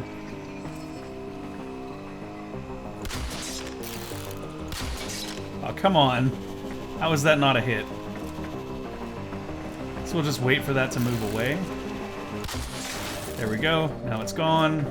We can come up through here. I have the feeling this is going to drop us in right where we need to be. Yes, it is. Alright, so we messed up one of them. Not the best thing ever, but it's okay. Data extracted. Beautiful. Won't even know it's And we're gone. out. The data we retrieved will have to suffice. Get to extraction. Yeah, I know it'll have to suffice. Thank you, Lotus. Thank you. What rank are you on your main account? MR13. On my main account, though, I've got, like, a railjack. I've got pretty much everything unlocked. The only mission I have left to do quest-wise is Era. And, like, I just haven't pushed with that because I haven't built a certain specific sword that is required to do that. Okay. Slashy, slashy. Let's go. If you guys want, I can load up my main account for a minute, show you some of the stuff I've been working on that. But for the most part, that's not really necessary. Check something, actually. I'm curious what items finished in my foundry.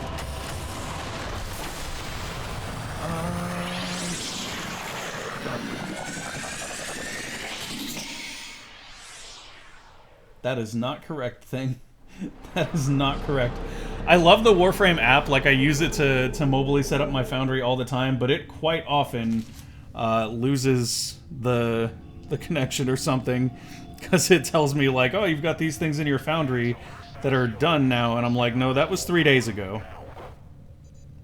Oh, there we go. Okay, so the Atlas Prime parts are done. Actually, yeah, let's do that.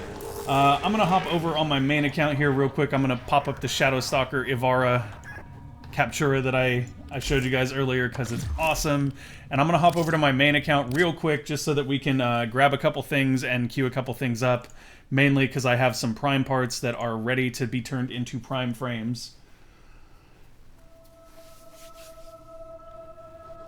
Yeah, that is Ivara Prime, just using like some of the reds and blacks that I have access to. She is my new favorite. Well, she's not my favorite, but she's the one I've been playing a lot lately. Gara is by far probably my favorite. Trying to get Mesa Prime, that's actually who we're logging in to put together right now, because Mesa Prime is a beast, right? Right? Like, you've seen her. Mesa Prime is a beast. She is unreal. Okay. I'm mainly just using this screen to cover the login info while I log in, because one of my accounts uses an email that is somewhat revealing. And there we go.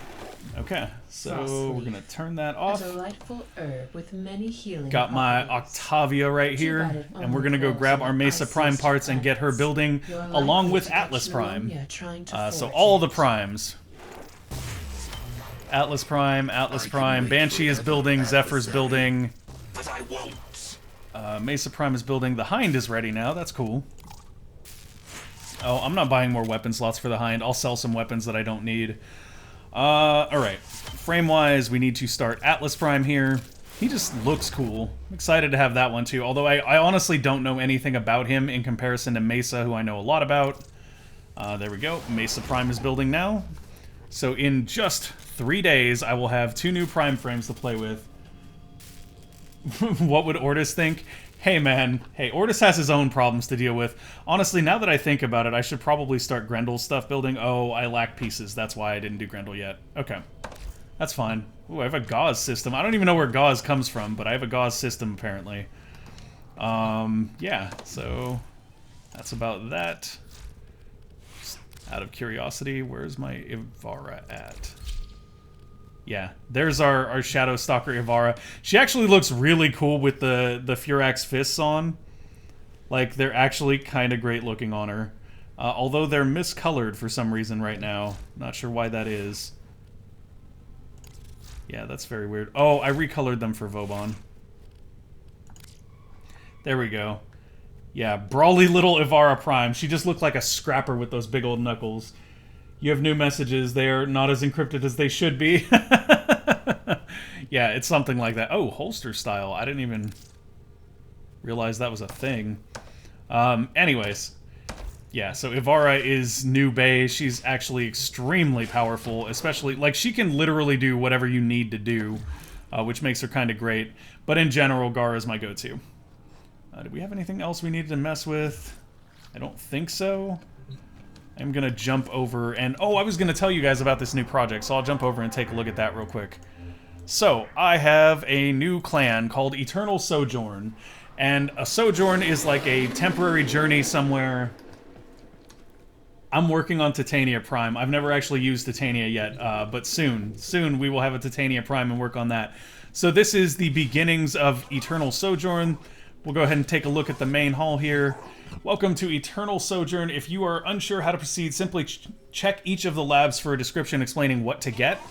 So what this is going to be is this is going to be a new player clan where they're going to be able to jump through each of the different labs, and there'll be a list in each lab of must-have researches for you to pick up, and then once you grab that stuff, you can leave, and that'll keep everything cheap for new players so they can come in, buy the things they need, leave, and then go find their forever home clans, because this is not meant to be like a, you live in this clan forever. This is meant to be a, you come in, you get all the blueprints and things that you need to have as a new player, things like the Arcwing Launcher, things like the Kavat Incubator, stuff that is generally just gameplay blocking, and you'll be able to get that, you'll be able to build it, and then you can head out and find your forever home.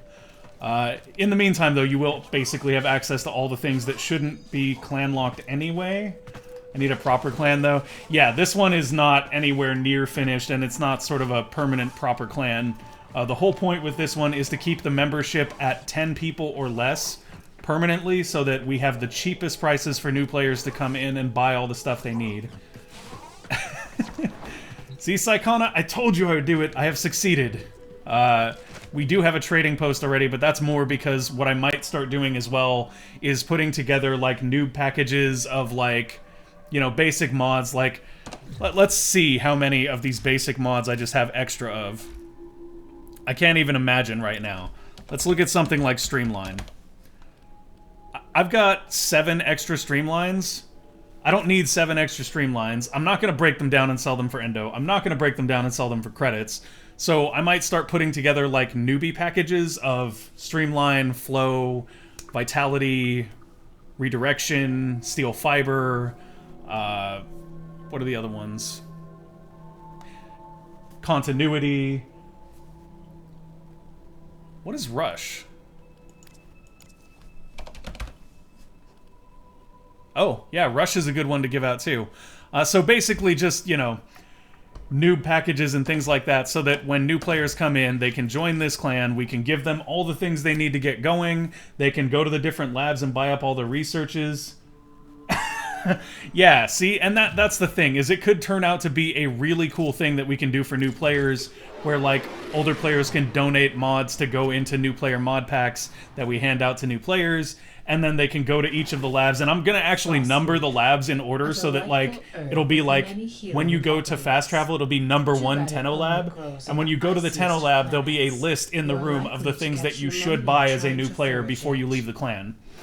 And I'm only gonna have people get the essentials, like the thing to build the Arcwing Launcher, stuff like that, 306 pressure points. Yeah, see, stuff like that, which to us, it doesn't mean anything. We're like, whatever, like, we have 1,000 of these things, it's no big deal.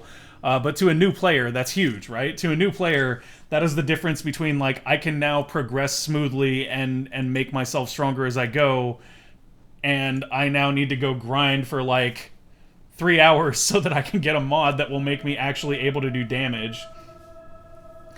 Yeah, so that's kind of what I think is a good thing for the Warframe community to be able to do, because by doing that, like, you help new players get through the new player experience, which is by far the roughest part.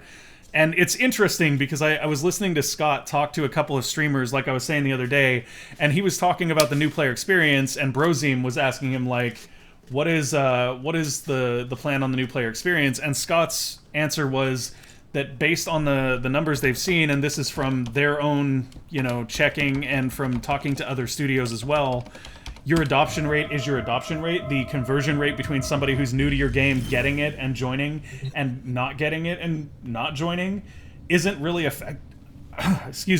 isn't very affected by the new player tutorial. Like, that's not a huge part of whether or not people stick around. I would say that I agree with that, but I do think that if a new player, for example, goes to do the Jackal, and they meet a new player who then goes, here, have a kit of things, let's get you started, that their adoption rate will actually increase. Because at that point, it's not about the tutorial explaining enough to you, it's not about you understanding enough about the game to stick around. At that point, you feel welcomed, you feel invited, you feel like there's a community here that supports you joining it, and that's a huge thing.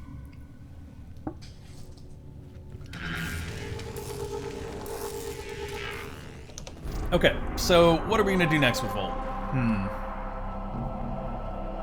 Could do Kill Again. I mean, I think I'll just do another spy mission here. We'll just run more of the spy mission, because if we can do this and get lucky and grab the things that I'm looking for, that'd be really nice. A couple different things they have here that are nice. There's Vicious Frost, which is plus 60% cold damage, plus 60% status chance. The status chance there is what I'm really looking for. And then there's Volcanic Edge, which is 60% heat and status chance. Oh, okay. Yeah, I'll add you. I'll bounce back out and add you in. Other than that, that's really it, I think, for what we're looking for from this particular mission. Sensitive enemy information. Okay, so I'll abort here, and we will send you an invite. Tiny the Roboy 27 still looking at Kuvara. Oh, thank you, thank you, thank you. Yeah, there we go. My bad, guys. Kuvara was still doing her job, protecting me. She is the best protector, Kuvara. Gosh, like, I'm blown away by the fact that, like, here, I don't know if I can just... I've actually not invited just a player, but I think I can do it like this. Tiny the Roboy 27. Oh, there we go. That works. So anyways, I totally lost my chain of thought. Oh yeah, I haven't taken Ivara Prime on a Lich hunt yet, but I hear that, like, she's really ridiculously OP, because if you put her in Prowl, the Liches can't see you, and you can just beat them to death with a melee weapon. And I'm like, that is what I'm all about, because I have trouble with my Liches a lot. Alright.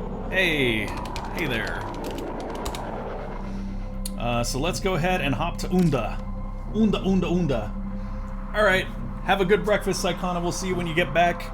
I should be here. I'm going to be running until probably another, what, about 2 hours and 20 minutes left. Yeah, sure. What is up, sir?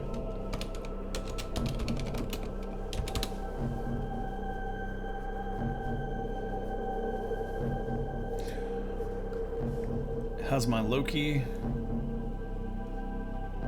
I am... okay. The streamer in me is leery, so I'm gonna do this. Oh, that looks awesome! Okay, sorry. The streamer in me is always paranoid and careful. That Loki looks awesome, though. That's... you know what that reminds me of? He looks like Umbral Loki. Like, he has the same sort of aesthetic as the, Are you enjoying the view? Yes, I am enjoying the view, Ortis. I think this is awesome.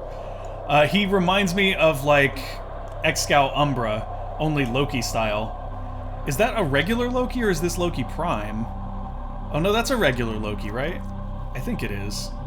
Yeah, and I love the Fey Path Ephemera. That's one of my favorite.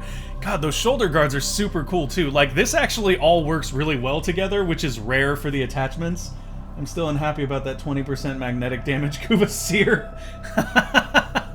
I didn't even know you could get magnetic. That actually is something I might be interested in getting later, because magnetic is awesome. There it is. That's the color pack right there. The Valentine is what I use to get all my blacks. Yeah, that looks great. He does look nice. He looks like a very... Oh, want to see my Umbra? Sure, sure, show me your Umbra. Yeah, that Loki Umbra is... Or that Loki looks like Loki Umbra, and I think it's great. God, that's... I really do enjoy just customizing the frames there. Although, yeah, that's totally fine, Royboy. Or Roboy, whichever one it is. Tiny Theroboy? Could be that, too. Could maybe make peace with the magnetic... Hey, what's up, Morbits? How you doing? I wasn't looking for it and forgot I was leveling Hydroid, but the low roll on top of it... Oh, is it like a low... Oh, yeah, it's 20%. Well, you know what the good thing about that is? If you get another Kuvasir with a better element that's higher, you can just overwrite that one. Just don't put any Forma on the 20% one.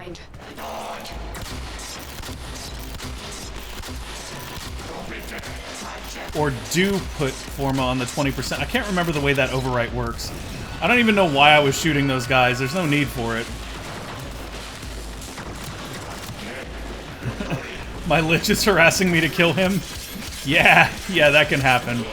Liches are a very entertaining thing.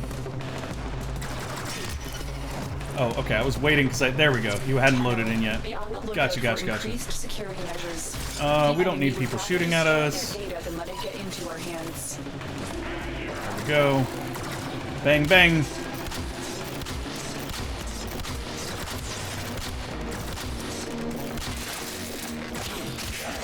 Oh, we got a Loki. This is great. Loki is like one of the best stealth frames in the game. But I mean, he is the original stealth frame, if I'm not mistaken.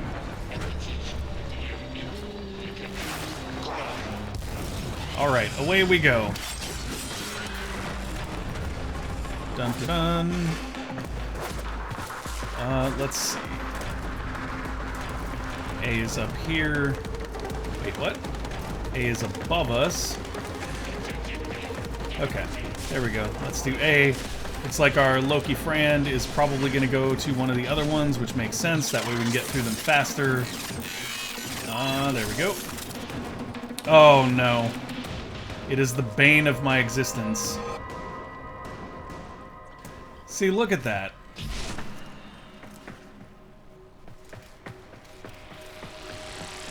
I swear it's a trap. Okay, so we got through there pretty easily. Now we just need to get through this one. Oh, and that's how you get through that one right there. You go over the top, not under the bottom. There we go. Just like this, folks. That's how we do. Wait, what? What did I just do? Did I just trick myself? I think I did. I think I really did here. Oh wait, no. We can drop down here. That's what it is. There we go. And that's A. Beautiful. And that's awesome. Who's better at Overwatch, you or JMac? Probably JMac, although it depends on who we're playing as. And, you know, it's obviously open to debate, but JMac is probably better at Overwatch considering she plays it a lot more than I do. The Merge Kuva weapons in, and most annoyingly, I got the same Lich personality as the last one. The real question, though, Kat, is did you get a Lich with Ephemera? Because my latest Lich has, like, the electricity Ephemera, and I'm just stoked about that, because that means I could probably, capture it and sell it if I want to, but it does have a Kuva Brahma, which I kind of want for the increased damage. But it would change my Kuva Brahma element to radiation, which I'm not super excited about, so I don't know. I don't know, radiation seems silly. Here, have a speed boost, Loki friend. There we go, speed boost going out. Like a ninja. The target console is nearby. Okay, I'm gonna let our Loki go ahead and do this one because he is here, he has stealth. I will get caught a lot more than he will.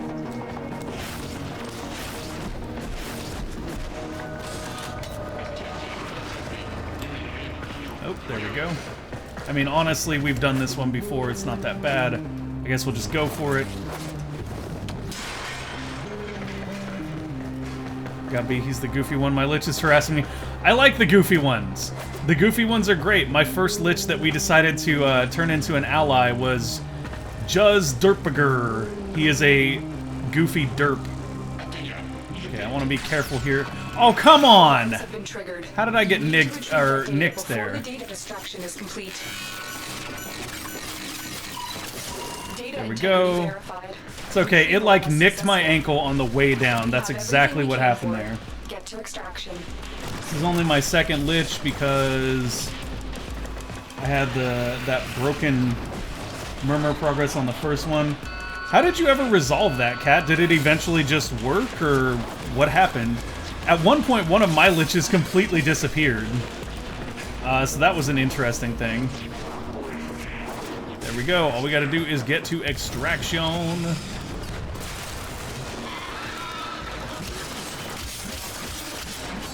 Cut all the dudes down on the way. Ouch. Didn't mean to get knocked down there.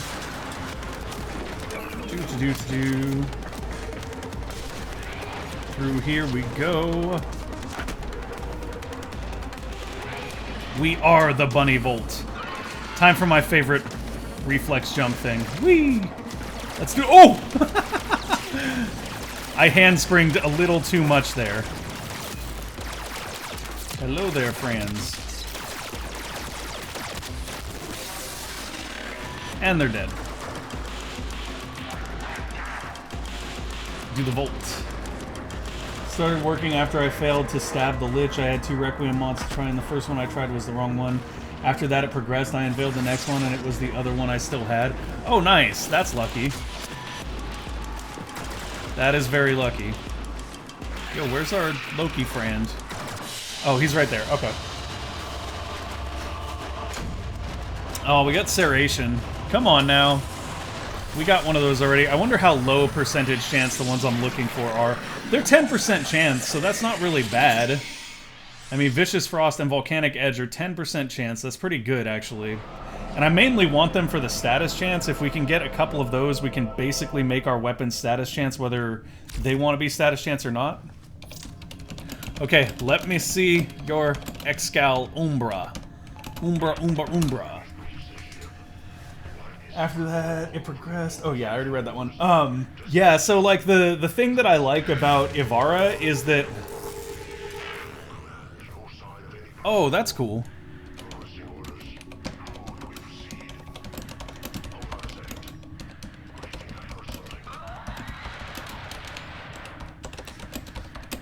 Yeah, I'm just saying. We do have the chance to get Ivara parts on the free-to-play account by running these spy missions, which is another reason why I'm like, this is fine. We can do spy missions. We can try to get our stuff out of there. If we get some Ivara parts in the meantime, that'll be awesome, because Ivara is a house. She's absolutely incredible. Anyways, what I was saying, Kat, was essentially— the problem I had last time was I got one of them revealed and then I started stabbing to try to get the other ones.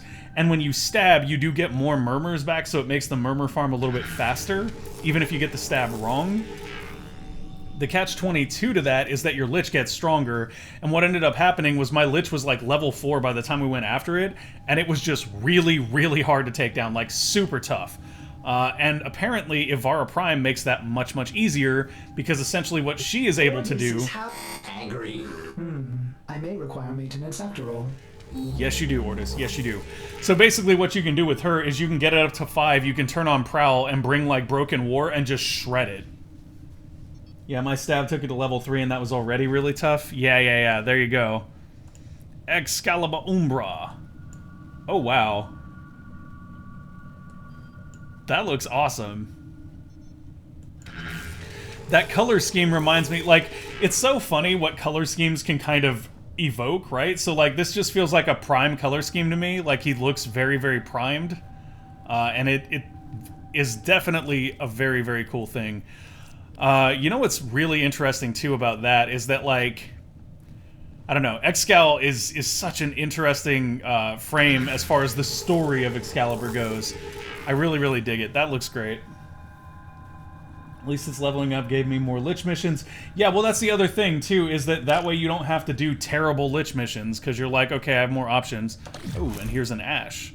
I don't know anything about Ashe right now, to be honest. Like, I've not played him. I haven't looked at his abilities. I know he's supposedly got like some strong buffs and things, but I haven't really looked at him. Very cool. Very, very cool. And I'm doubting that that's his default Prime color scheme, but it looks like the color scheme that I expect from Primes. Because this reminds me of like Limbo Prime. Limbo Prime's got that sort of white, black, gold thing going on, and a lot of the other... Ivara Prime kind of has the same thing. The fashion frame is strong here. Yeah, I wish I had more stuff. Oh, and now we got a Titania. Okay, we'll look at that one, and then we'll hop into another spy mission. Oh, see, there we got a little bit more red going with Titania. Thanks. Oh, no problem. These frames look great. They look great. I love the color choices are, like, what really does it for me. God, Titania looks so cool. I can't wait to unlock her. Like, Titania can fly, right? That's her thing. She can fly and she can turn into, like, a little pixie. She could trivialize and make easier a lot of content, so I can't wait to get her unlocked either. The flying thing would basically make all of the vaults and things in the Void much, much easier. Yeah, she seems really cool. Okay, back to Unda we go. Back to Unda. It's fun and fast, yeah. I've heard as much. It's interesting to me that people want her auto vacuum turned off. Like so it's really funny watching people rage back and forth about auto vacuum. And the reason I find it funny is because, and maybe this is just me, but I've never reached a situation in game where I've run out of energy because I picked up too many energy orbs. Like, it's just not something I've had happen. And I know that it can if you're pushing to super high level content, I guess. But realistically, most of my frames that are energy dependent have such a high efficiency that that's never going to be an issue. So I don't know. It doesn't bother me to pick up energy orbs with vacuum. Alrighty. And away we go. Oh, Kat, did you see the new Corpus tiles and stuff? Is that not awesome looking? Like, I'm so excited for the new Corpus stuff. And they're remaking the Jackal, which is interesting because, like, the Jackal is a really fast, easy farm right now, and it looks like the new fight version of him isn't going to be quite so fast to farm. But it does look really, really fun. So I'm kind of caught in the middle because on one level I'm like, oh, that's going to make it way more entertaining for new players to get into the game, and that'll maybe hold their attention a little bit longer. But at the same time, it's going to make farming Rhino take longer, which seems like it might not be the best thing for new players since Rhino's... Oh, come on!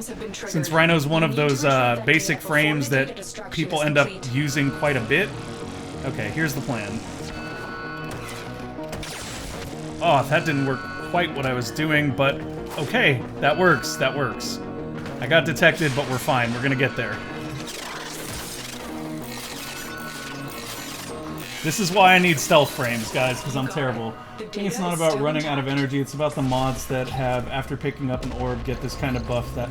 Oh, okay, that's fair. That's fair. See, I hadn't thought about it that way.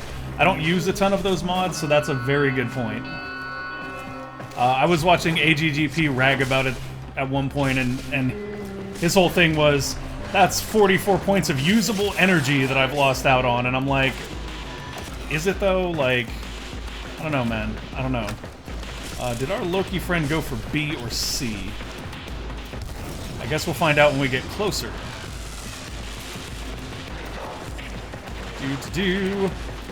Oh, it looks like he went B, I'm assuming. Yep, okay, so I'm gonna head over to C. Man, it never occurred to me that if you... So, like, whenever I do spy missions, either I'm terrible and I let the other person do them because I know I'll mess them up, or they're terrible and I do them because I know they'll mess them up. I've never actually done spy missions when you have, like, a competent team of spies. This is super quick. This is super quick, and it actually reminds me of a recent farm that I was doing with relics.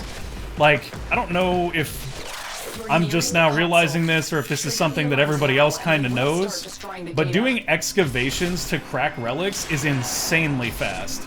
Like, it is just unreal fast. And I mean, it makes sense if you think about it, because excavations, you can run multiple drills at once, and they will just go. and that makes it super, super fast to crack your relics. We were doing it so fast the other day that it was actually more of a challenge for us to be able to get our traces in time to crack the relic than it was for us to actually, like, get the excavations done. They were finishing so quickly, it was like, oh man, I'm like one void trace off and we're about to finish. This is bad. We have everything we came for. Anyways, yeah, so I'm finding some of these things to be super efficient.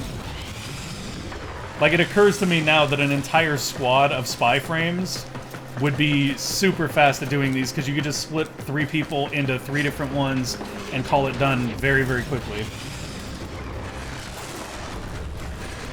God, did I tell you, Kat, that I accidentally capped out my my traces doing those relic runs on excavation? Like, we did, like, I want to say 6 relics, because I was just busting ones that I had, like, 40 copies of, so it didn't matter. And I logged in the next day, and I was like, oh man, my void traces are capped, and they've probably been capped for, like, the last 3 relics.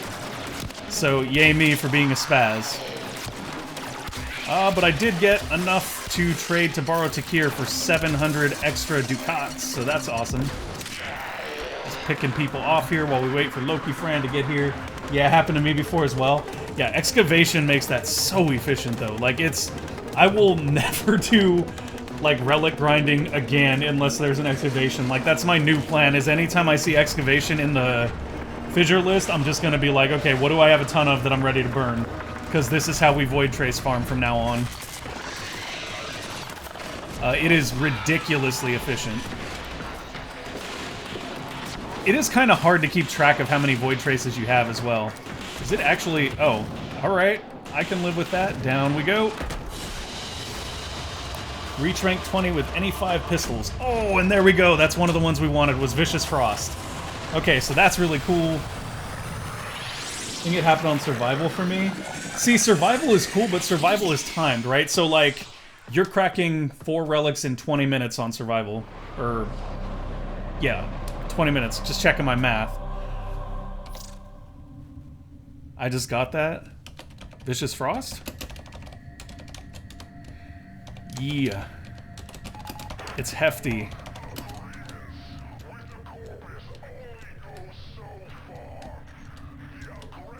Oh, okay. I'm not sure what exactly he means he just got, but kudos?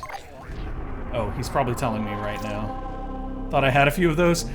Yeah, it's beefy because of the plus 60% status chance. There's a heat one of those here too. That's what we're after. We're after those. Anyways, on survival, so you're getting maybe 4 relics in 20 minutes. Like, I think we popped 6 in 20 minutes doing excavation. Like, it was nuts, because it was so fast. It was like every 3 minutes we were getting another relic popped, and I was like, okay, this is great. So provided you have a crew that's, you know, ready to do that, and they're just ready to keep going, keep going, keep going, like, excavation is nuts. And the funniest part about it is I was doing it with Limbo Prime, and I was literally just standing on excavators being like, giant bubble, take nap. Next excavator, giant bubble, take nap. It was so good, man. It was so good. Oh, okay. Uh-oh. Stand by while I analyze the intelligence profiles of the Grenier. That won't take long. Error, not a number. Did the operator enjoy this witticism? Yes, I did. Yes, I did.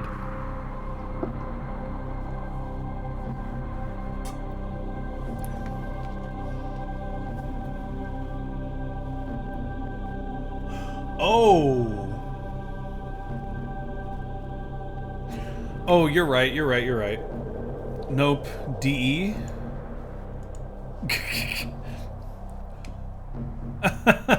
Do you need to relog? We can wait a moment. Okay. Yeah. So wait, like, you're just talking about the traces that drop, right? That's what I mean. Like, I capped out. Well, I mean, you have to. So you pick up 10 traces for every drop, or for every relic you crack. So that I just kind of lump it all together. Okay. Roger, roger. All right. So I'm going to go ahead and do this one, and we will have him back in a moment Oh, did we get a rando? We did. We got Grim Reaper 2929. And he is an X-Scow with a Mark 1 Paris and a Mark 1 Kunai and a Skana. So he's got a stealth loadout, folks. Let's hope that he is a stealthy player.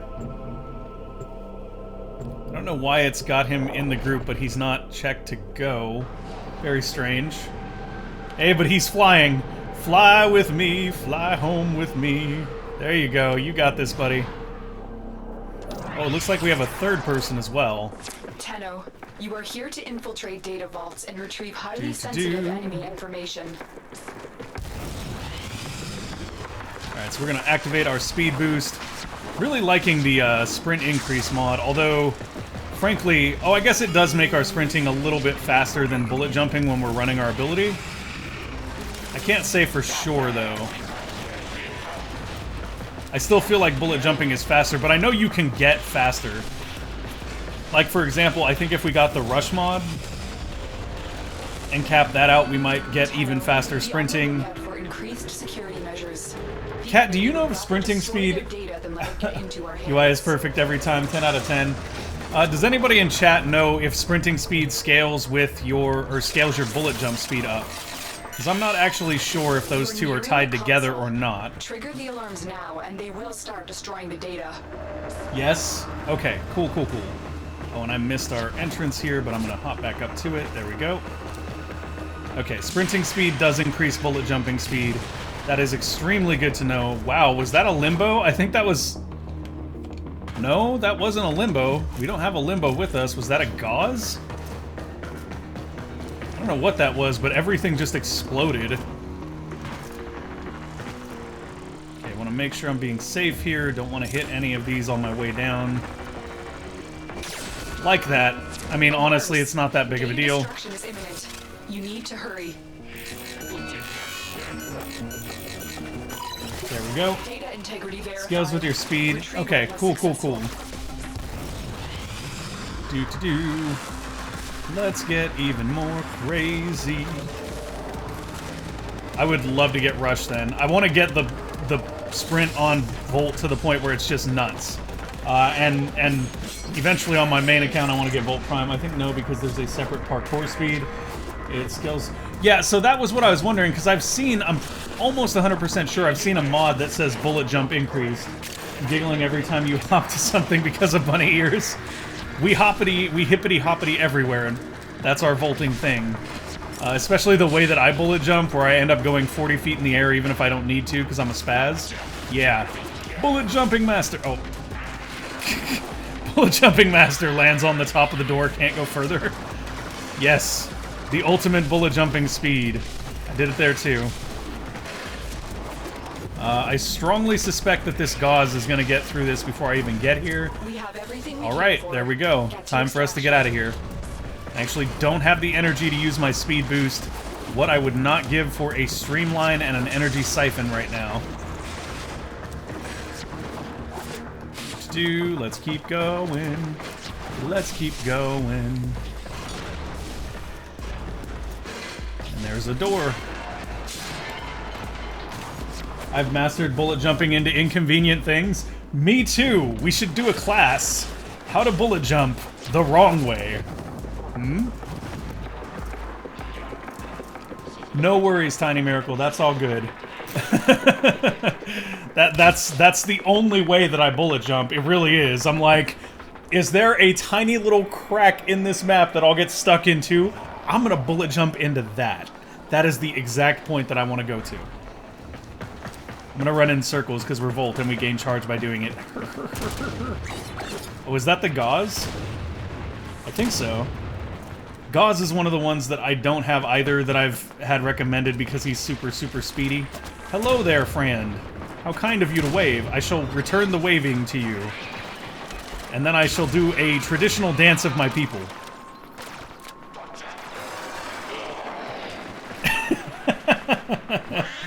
Yeah, there we... Oh, he's got a better dance. Your dance is better.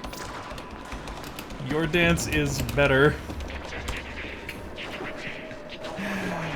How do I get better dances? Cat, somebody in chat, how do I get better dances? Do these cost platinum? Complete. Excellent work. My husband laughs at me when there is a huge area and I somehow clip into the tiniest pillar. I do it too. I do it too.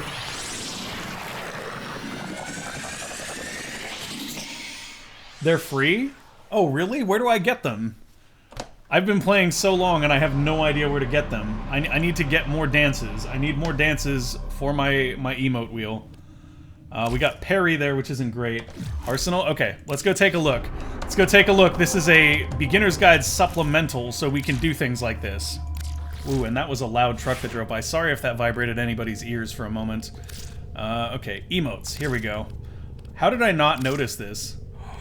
Oh, there we go. So many emotes. Let's see, which one do we want?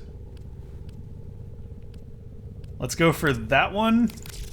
And then, what else? We're gonna have all the fun with this. How about that one? I don't know what they are, but we're gonna try them out. There you go. I like Parazon.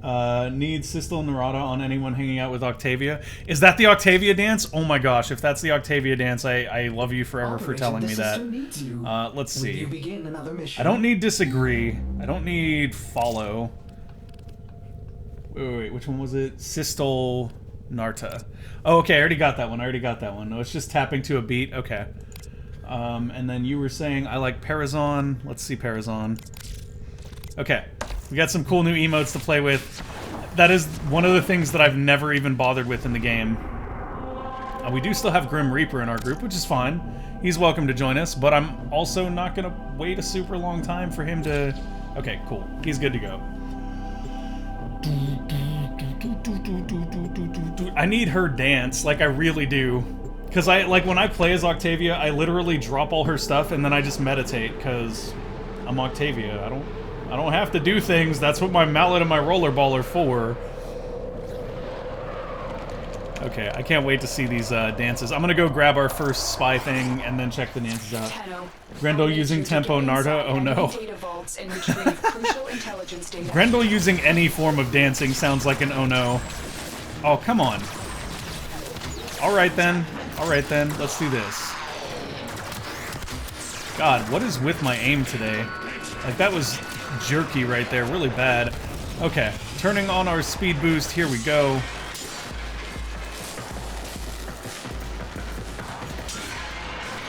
And away we go. Oh, this is actually a really nice map to get some of the resources that I need on my other character. Alright, let's head over to A here. Hacky. Hacky is done. Break that thing. Up we go. Over we go. And then through to Grandma's house we go. Haha.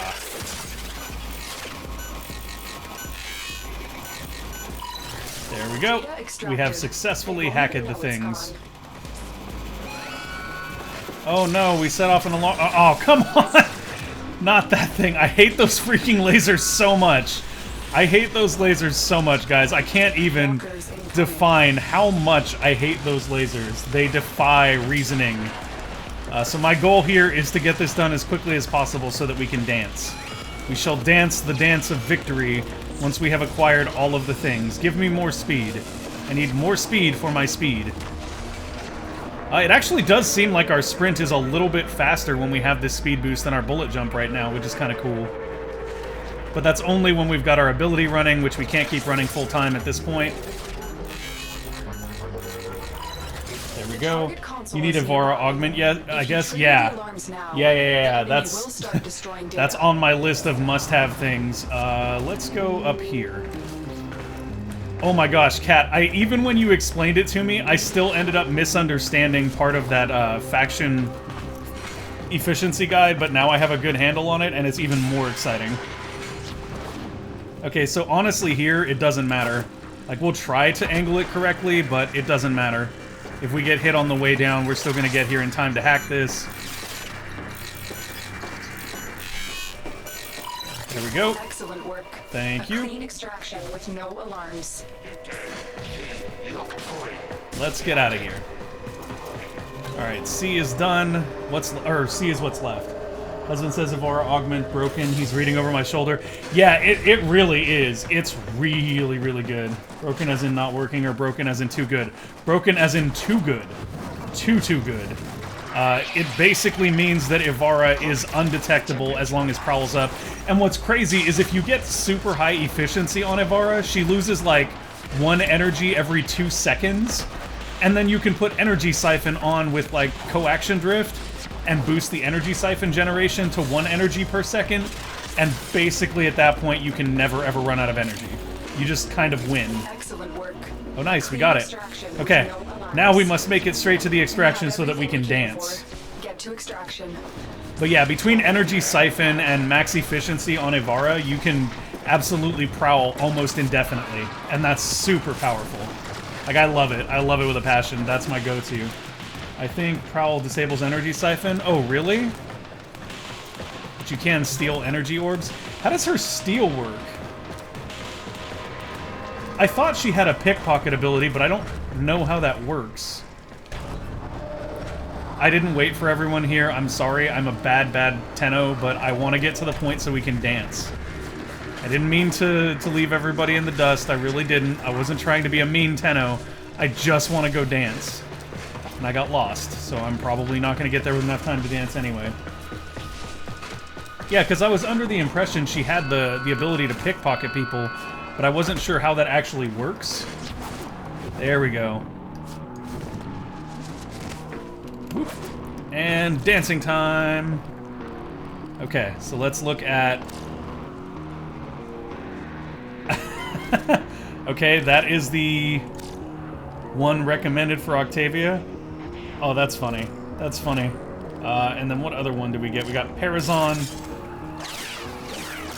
Oh, Parazon's pretty cool. I like all of these. These are all awesome. Okay, did we bring any other new ones with us? Oh, that just looks like I'm being impatient, which is not what I'm going for. This dance is great. Most drain per second abilities disable energy regen, and the pickpocketing is part of Prowl. Creep up on an enemy to get their loot drops before you kill them. Okay, cool. See, I knew she had something like that. Don't you also still get it when you kill them? Because I had somebody explain it as an alternate to, like, Necros' loot doubling. And if that's the case, then yeah, that's super, super amazing.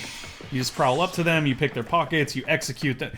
I don't think you can execute people from her prowl, though. Does anybody know if that's a thing? Because I keep trying and it keeps not working. And it may just be that I'm using weapons that don't want to work with it. Okay, so before we go back in, I want to try some new dances, because now we have these dances to play with, and this is going to be super fun. Okay, so we have Agree, we have Boast. I don't need Boast. Is a Narda just the... Is that what they use for the term dance? Turpus Chord Narda. Tempo Narda. Oh, we can actually see them. Okay. Yes! Yes, yes, yes. That one. That one is it. That is the one we want. The Maestro Narda here. Manibus Narda. Oh, this is too cool.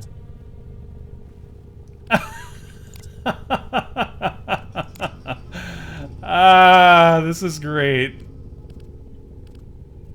I want Pendulum Narda. That's great. That's what I want for my Octavia. I noticed in the last episode that you have a tendency to press the melee button to try to execute rather than the execute button. No, like I've tried X before.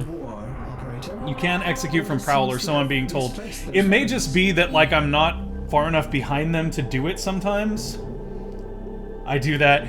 Yeah, it's also kind of weird that it is two separate buttons in a way. Like, it almost feels like you should just auto-execute if you're behind them. Especially since when they're on the ground, Cat, correct me if I'm wrong, but if they're grounded, you execute them by using the E key, right? Right? Doesn't that seem a little bit weird? Okay. So we're going back into our spy mission here.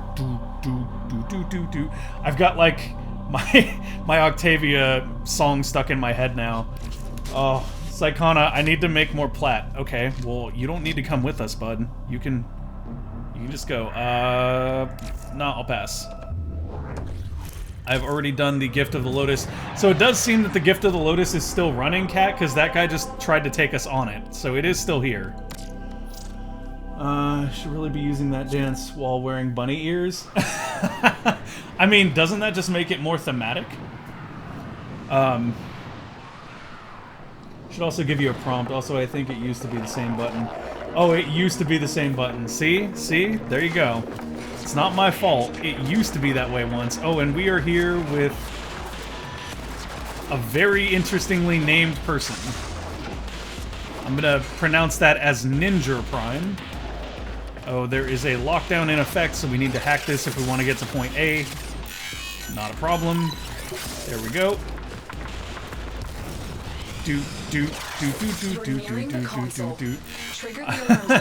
I play it way too much Octavia, guys. Way too much Octavia. Okay, so we have to go through this side, which is fine. Generally, there are no cameras on this particular spy level, which is fine. We can just go through here. We can honestly just bullet jump over this and bring down the wall. I don't think we even need to do this. I don't think that actually accomplishes anything here. What we do need to do, though, is go in through here. And then there should be, yeah, this event that takes us in. And we can just hack right here. Boink.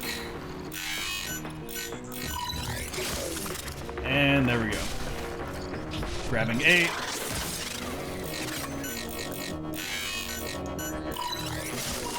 All right. That is one more data thing we've grabbed. We're actually getting pretty good at this. Going AFK for a bit, back soon. No worries, Tiny Miracle. We will see you when you get back. And now I have to remember... Oh yeah, we have to go through the side doors to get out of here. I was like, I cannot recall where the exit is. Will this be unlocked now? Yes, it will. Awesome. That is a very nice bit of functionality to make sure those unlock when you're done. I'm assuming that our... Okay, it looks like our ally is potentially going to C. He's going to C. Or no, he's going to B. That's weird, because it showed B in a different spot on the map there for a minute, and then it showed it over here. I always love when the game does that. I think we just managed to slide through that laser. Haha, we have bested the lasers, guys. We have bested the lasers, and now they have been defeated. Game non-swap to your primary after you hack, which is really annoying while you're carrying the data mass. Oh, yeah. Well, okay, so what I've determined, Kat, because I know what you're talking about, if you use your secondary to fire while you're carrying the data mass, it'll keep your secondary up. Whoops. Gonna be a little bit more careful here. We will try out the thing that Kat pointed out to us where we can go switch the lasers off this time. What we gotta do is wait for this to pass, and keep in mind where the other lasers are. Yeah, there we go. Okay, lasers are off. Now we hit this. And we're in. Ooh, we gotta be careful with this camera, though, because we don't want to get seen. So the other way, where we go across the top, also makes us less likely to get caught by those cameras there, so that is a nice bonus. Excellent work. Alright, and we are through. We are through, and all that's left is point C. We did get Vicious Frost so far, which is really nice. I'm hoping that we get the Heat one as well. If we do get that, what we can do is we can put 120% status chance on our melee weapon, as well as giving it blast damage, which should be kind of effective early game. Obviously, blast damage is not the most ideal damage type for us to have. It's not really the one that you want to carry into the late game, but it is good enough when you consider the fact that we're going to have a massive status chance. What is the status...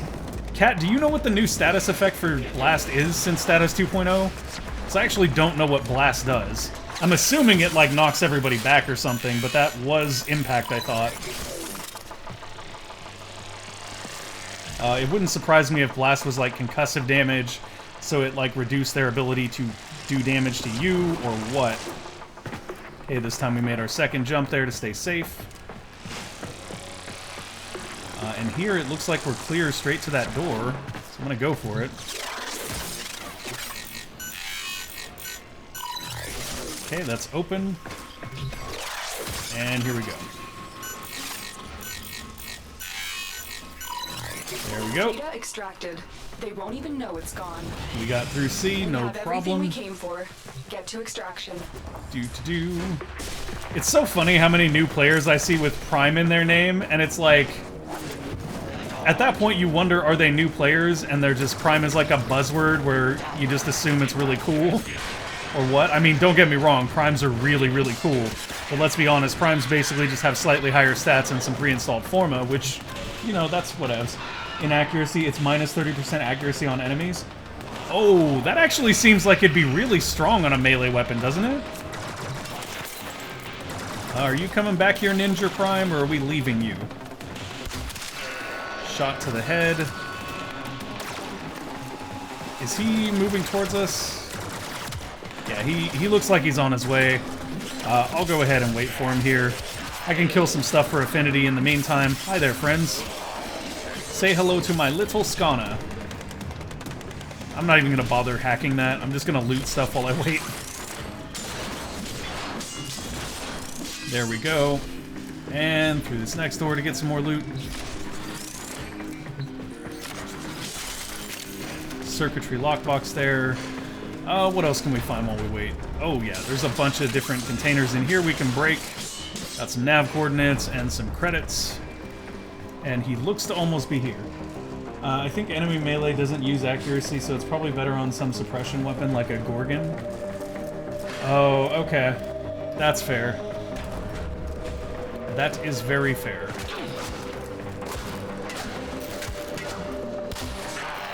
Let me help. There you go, bud. Let's get out of here.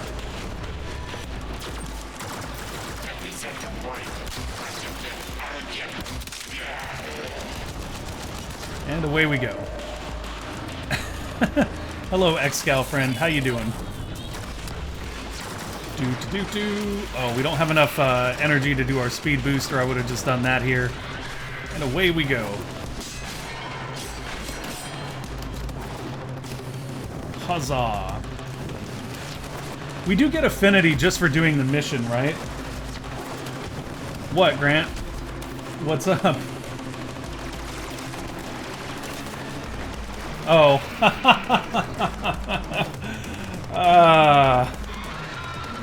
It's not my fault you happen to share a name with one of the words I most commonly use, okay? Oh, there's an explosive here. And done. Let's see if we can do a sliding backflip, and then, of course, we gotta shake our hips while we wait for our ally to get here. There we go, we're doing the bunny dance, y'all.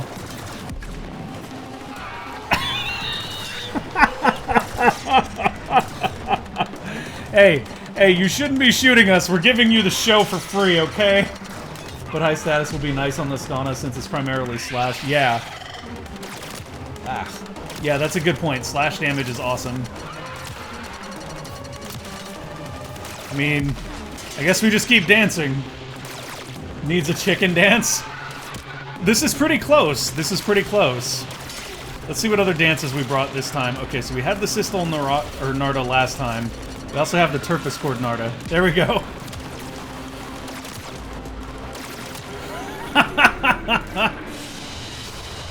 That is too much fun. That is way too much fun. Oh, we got Heavy Impact again. Come on now. Give us what we want. The mod that we're looking for right now is called Volcanic Edge. If we can get Volcanic Edge, that would be great. I would also settle for Master Key. That would give us a little bit more loot as we play, which is very nice. I mean, other than that, we've kind of gotten our fill out of this particular type of mission. Maybe I'll see what the rewards... Hold on, guys. I'm going to go look at what the rewards are like for Excavation, for example, and see if maybe there's something fun in there that we might want. Because I feel like a lot of the stuff we need exists in the reward pools of Tier 1. They're just in different reward pools. Okay, so... Excavation is... actually pretty good. Rotation B of Excavation has an 8% chance for Intensify. Other than that, it's not great. But the Intensify is actually worth getting. I would like to have that very much. Maybe we'll do a couple more spy missions and then we'll run over and try to grab Intensify. Also, I think some of the newer primes also have some differences instead of just higher stats. E.g. Corinth Prime is a box magazine instead of individual reload, and remote trigger grenade instead of timed grenade. That just makes me want the Corinth Prime even more now, because you know what my favorite frame to use with remote trigger grenades is? Vauban. Bastille, pull them all in, remote trigger the grenades, blow them all up. It's fair. How's that, Grant? How's that for you? Are you gonna start, or are we gonna... Okay, we're just gonna leave this person. We're gonna leave this person because, frankly, their name bothers me a little bit. And we're gonna jump into Unda again. I was being generous and assuming that the point of that name was to be Ninja. And not to be one letter off of something that shouldn't really be said. Okay, skipping the cinematic. You are here to infiltrate data vaults and retrieve highly sensitive enemy information. Dude, one of the things... Okay, so... Has anybody else noticed, like, this is actually something that I enjoy about the dev streams from DE? Chat is always trolling and trying to get them to read stuff they shouldn't be reading, and it's really funny because it's almost like a game, and, like, they're on top of it. Kudos to Megan and Rebecca for being really smart about that stuff. They, like, you'll see them stop themselves and be like, I almost read that one, you almost got me, like... They get it. It's kind of great. It's great to see an actual game dev, sort of official communications being aware of the kind of stuff that streamers go through with that. I think a lot of game developers are out of touch, necessarily, with what that process is like and how bad trolling can be.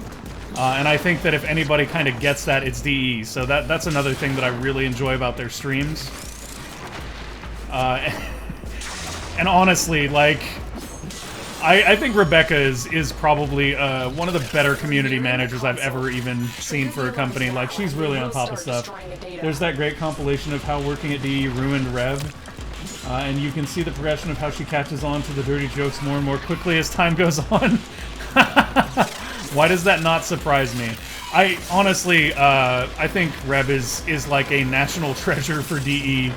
Like, she really does have a good handle on the community and where they're at with stuff. And, like, you can see that it actually matters to her a lot, and, yeah, I think she does a really great job in her position in DE. Now I kind of want to see that. Yeah, anyways, I find her to be excellent as a community manager. And now I'm kind of embarrassed, because it almost sounds like I have a crush, and I really don't. I just think she does an excellent job. Plus, if I did have one, my fiance would probably kill me, so we're not going to do that. I wish I hadn't missed their Cologne and Paris events just as I was joining Amplitude. I really wanted to talk to her for some advice. Dude, she's on top of it. She's next level. She understands where the community is coming from. And I don't ever really see the community direct any vitriol her way, you know what I mean? And, like, let's be honest, Warframe's community can be vitriolic at times, but not really towards her. That was another thing that was really interesting about the interview that I caught between Scott and a couple different content creators. It was, I think Shy was there, and Brozime was there, and DK Diamantes was there, and I can't remember... Oh, Tato. Tactical Potato was there. That name is great, by the way. Anyways, one of the things that Scott talked about, and like it's something that I don't think that content creators really take into consideration, and you could kind of feel that in the interview they did, was Scott talked about how, like, he will work, you know, long hours on stuff for Warframe, and he'll go home to his family and he'll see a new video is up by Brozime about Warframe, and he'll turn it on, and the beginning of it will be so filled with vitriol that he just has to, like, turn it off for his own psychological health. And that's fair, you know? Like, the guy spends all his time working on this stuff to then... Oh, you tricky mother... You guys saw that, right? That was BS. Anyways... So he'll end up turning it off because he can't handle watching it, and that's totally understandable when you spend the amount of time they spend working on this stuff, and you go home thinking, you know, maybe people will appreciate this, and then they just shred it, right? Like, I get that from a psychological standpoint. Data integrity And he verified. talked about how sometimes it gets so bad that they'll ask the community managers to go through and like make a list of the issues so that they can address them without having to subject themselves to watching that. So what was interesting about that though was when he said that, like, Brozim was actually kind of taken aback, and you could tell that, like, he felt bad about it, like, that wasn't his intention, and he didn't in any way mean to, like, really, you know, hurt the feelings of Scott, who puts all this work and effort into it. And he, you know, like, he basically said, you know, that wasn't my intention, like, I'm just really passionate about Warframe, and you're also really passionate about Warframe, which is, you know, why it hits you in that way. And I appreciate that, and I hope you realize that it's not anything personal towards you or the other developers. And that was really, really interesting. Because I think there's a lot of, like, communication lines that get kind of blurred here. So it's interesting to see what happens when the communication between those two disparate groups becomes more direct like that. I think it's very, very powerful what that can do for a gaming community as a whole. And I thought it was really great. Like, I hope they do more of those talks, because I thought Scott was very, very clear and made a very good point in all of his points, and, like, explained the reasoning behind why DE does some stuff the way they do it, and it's really, really just brilliant. And Kat, I saw your Discord message pop up, but I didn't get to check it, so give me a minute. When I get to the exit for this, I'll go give it a look. But yeah, I think that more open dialogues like that are the kinds of things that we need in the gaming industry to actually make things better. Because, like, when you're getting mad at a company and you're criticizing a company, you're just criticizing sort of a nameless, faceless void, right? Like, if you're crapping on DE for the game, you're not crapping on Scott. You're not seeing the people that are behind it. You're just seeing the nameless, faceless void that is Warframe. Okay, cool. So yeah, it's very interesting to give that nameless, faceless void a face. Oh, we got Vicious Frost. Is that new? I thought we already had one of these. But it says it's new. Alright. Did we get the heat one last time and I thought we got the frost one? I'm very confused. Very confused. I'll check that out in just a second. I know you said not to worry about it, Kat. I'm just gonna pop over and read it. Oh, yeah. Yeah, and I mean, I think that that's a big part of it, too. I think we're moving to a place in the gaming industry where developers having a more direct connection, at least with the content creators that represent communities, is a really good idea. And I think that essentially gives communities a closer... We did already have one of those. It's still listed as new, I guess, because we didn't equip it yet. Yeah, it might be because you haven't looked at it. That's exactly what I think it was. So I think we're reaching a point where it makes more sense in the gaming industry to do that, to have that more direct connection with the developers. And I honestly think the developers will benefit from it as much as the, you know, the content creators and stuff like that. And I do think that all around it'll make it better for everyone. We'll do one more spy mission. And then we'll maybe hop over into excavation and see if we can grab an intensify, because there is a pretty good chance on rotation B of excavation to get it. I'm not exactly sure how the rotations work. Drop rotation. The rewards rotation starts again after every 4th successful extraction. So the 1st, 2nd is A, the 3rd is B, the 7th is B. Oh, okay, so it's literally just based on per extraction. Cool. Your mission is to break into enemy data vaults and steal any AABC. Yeah, I knew it was AABC, or that, AABC, but like for disruption, for example, that's when you do all of the things. I guess in excavation it only makes sense for that to be per excavator that finishes.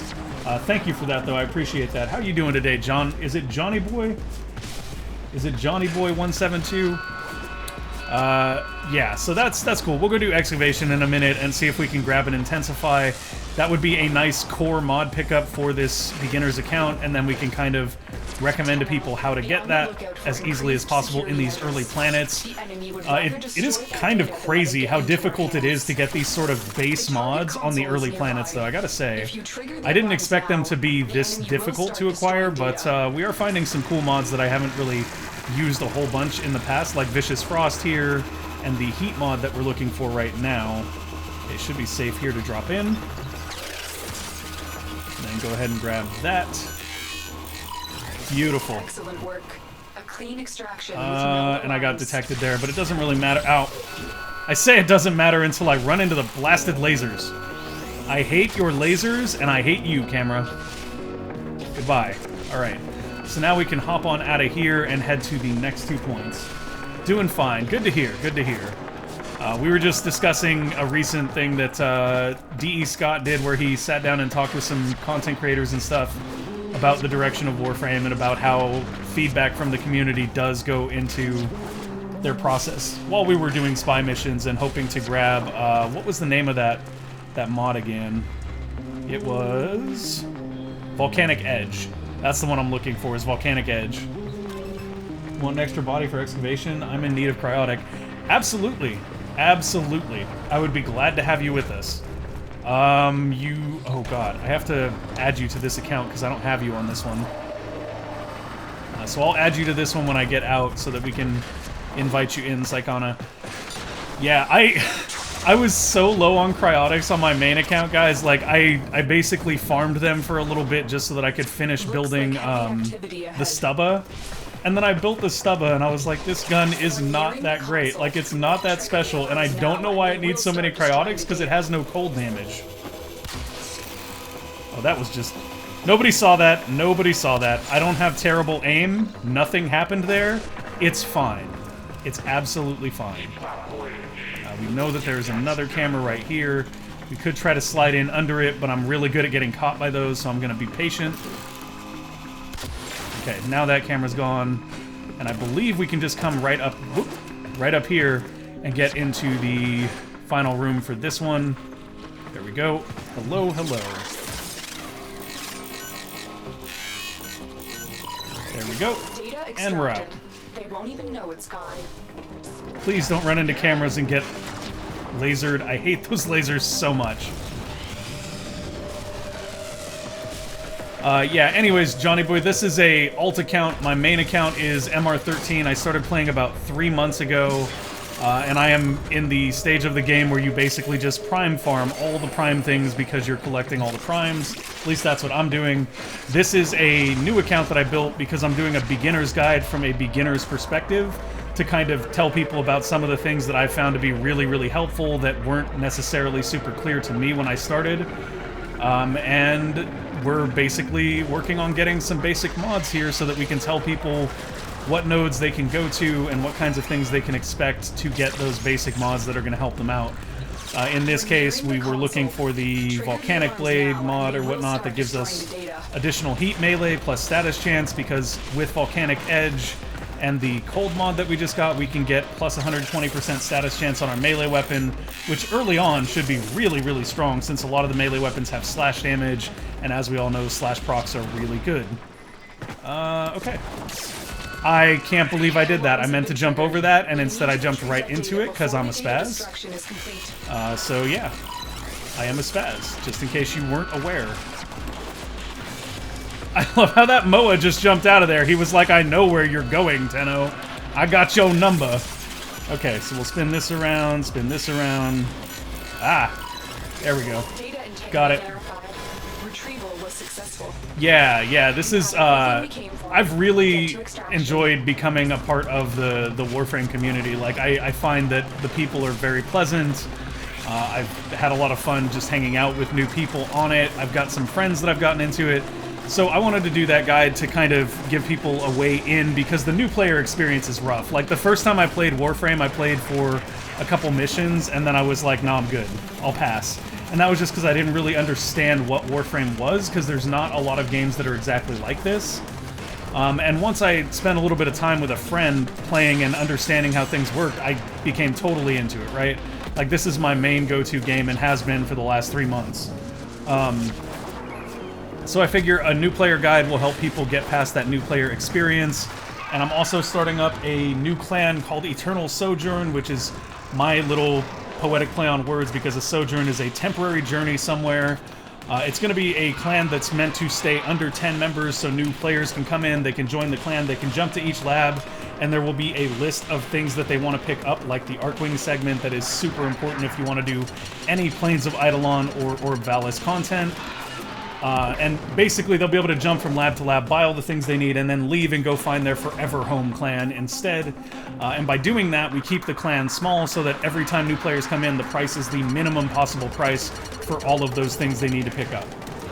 So really trying to find ways to give back to the community that's kind of enthralled me as it has.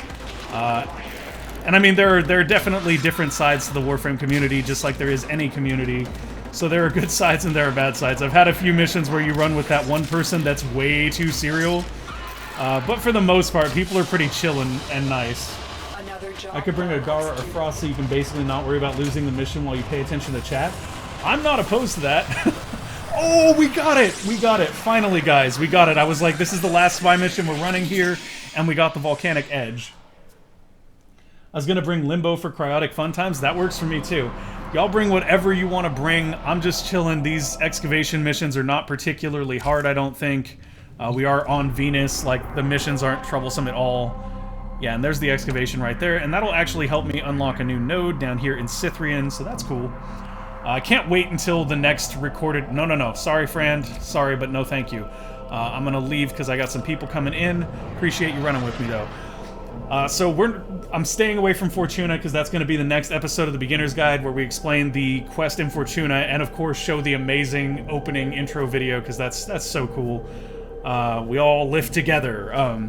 Anyway, so we'll get people through that starter quest so that they can get their K-Drive, and then after that I can jump over to Cetus and do the Zaya's bounty quest so that we can show people how they can take bounties in Cetus to get some really cool mods that will help carry them to the late game mods. What's your in-game name? It is Real Good. Here, I'll put it in chat. It is... This is my noob account that I'm using right here, and then my main account is this.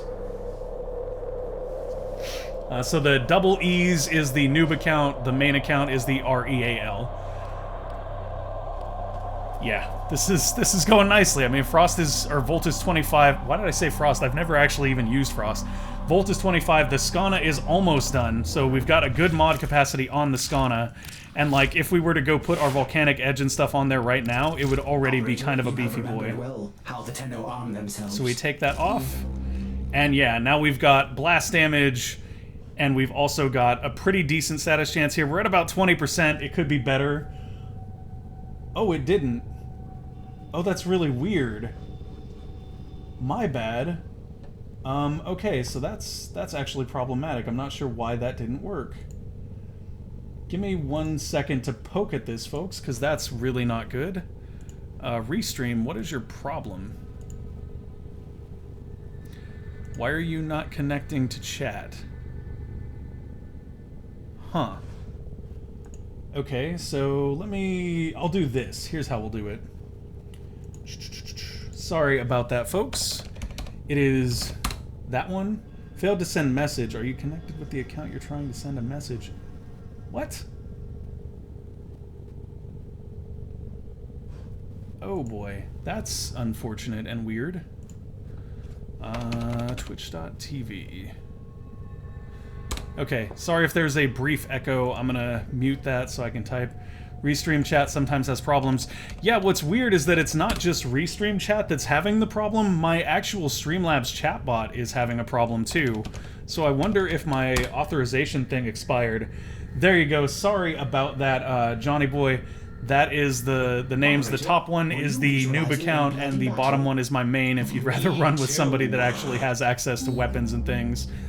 So far, we're not doing so bad, though. I mean, with Vicious Frost and Volcanic Edge, we have a really, really nice combination here. I'm tempted to bring those up a little bit so that we can raise our status chance a little bit more, but 20% status chance on a melee weapon with a high swing rate is probably okay. Okay, so let me... you know what? While I'm at it, Kat, if you want to add me, and Saikana, if you want to add me, I will go check my friends and I'll grab you guys. There we go. Perfect. Perfect, perfect, perfect. Alright, got one friend request accepted. Thank you. Awesome. Awesome. Glad to have y'all with me. Kat, I think I remember your name. I mean, I guess it'll show it on stream anyway, so I'll just... Here. I'll just send you a friend invite. Hey, friendo. What's really funny is it gives you another message box after that. And I'm really confused about how this works. Hey, friendo. There we go. Oof. You can see the newbie account because I refreshed my Twitch. The newbie account is this one. Oh, come on. Why are you being like this thing? It is... this one.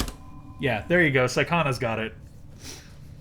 No, no, no. It wasn't you, Johnny boy. My system is all messed up. And sorry I keep itching my nose, guys. My sinuses have been a mess lately. It's just allergies. Allergies are bad right now where I'm at. Oh, come on. It's like itching. The allergy itch. Alright.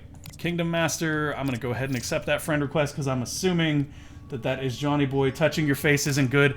I'm well aware, Grant. I'm well aware. Tell that to my nose, which does not want to stop itching. Alrighty.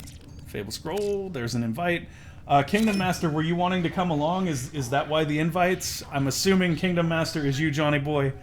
And if that is the case, let me know and I will shoot you an invite, but I didn't want to, like, shoot an invite. Okay, cool. There you go, friend. Alright. Man, I gotta be honest, like, I'm really... The noob account so far has been a blast. I'm really enjoying it. Like, it was super fun to do Fossa last night, because I had a little bit of farm time for myself, and I was trying to raise the mastery rank on this account so that we could get into syndicates on the next episode, because I want to be able to show new players how syndicates work and how to get the best out of their syndicates early on. So anyways, I was just running Fossa on loops, and I told this story earlier. We had 2 new players with us. Well, I had 1 new player with me at first, and I was like, hey, are you new to the game? And they were like, yeah. And I was like, this is an alt account. I'm going to be farming Rhino from this boss. If you want to come with me, we can get you Rhino parts too. And then I asked them if they understood how to make new frames, and they were like, no, I haven't done it yet. And I was like, okay, well, every frame has a neuroptics, a systems, and a chassis. And then once you get those, you can go buy the blueprint from the market and build your frames. We fly together. And it was just cool to be able to help them out and take them through stuff. And, like, I already told this story because to me this is, like, kind of a heartwarming story, but... So I was running with that person and another person joined us and we got to the elevator and that first person just ditched them on the elevator, just hit the switch and left them. And I was trying to set a good example of being friendly in the community. So I stayed on the elevator, I brought it back down for the other player, and I let them know that I was waiting for them on the elevator. And then the next time we got to the elevator, that second player who had left early actually waited for the other player to get there, which was really cool.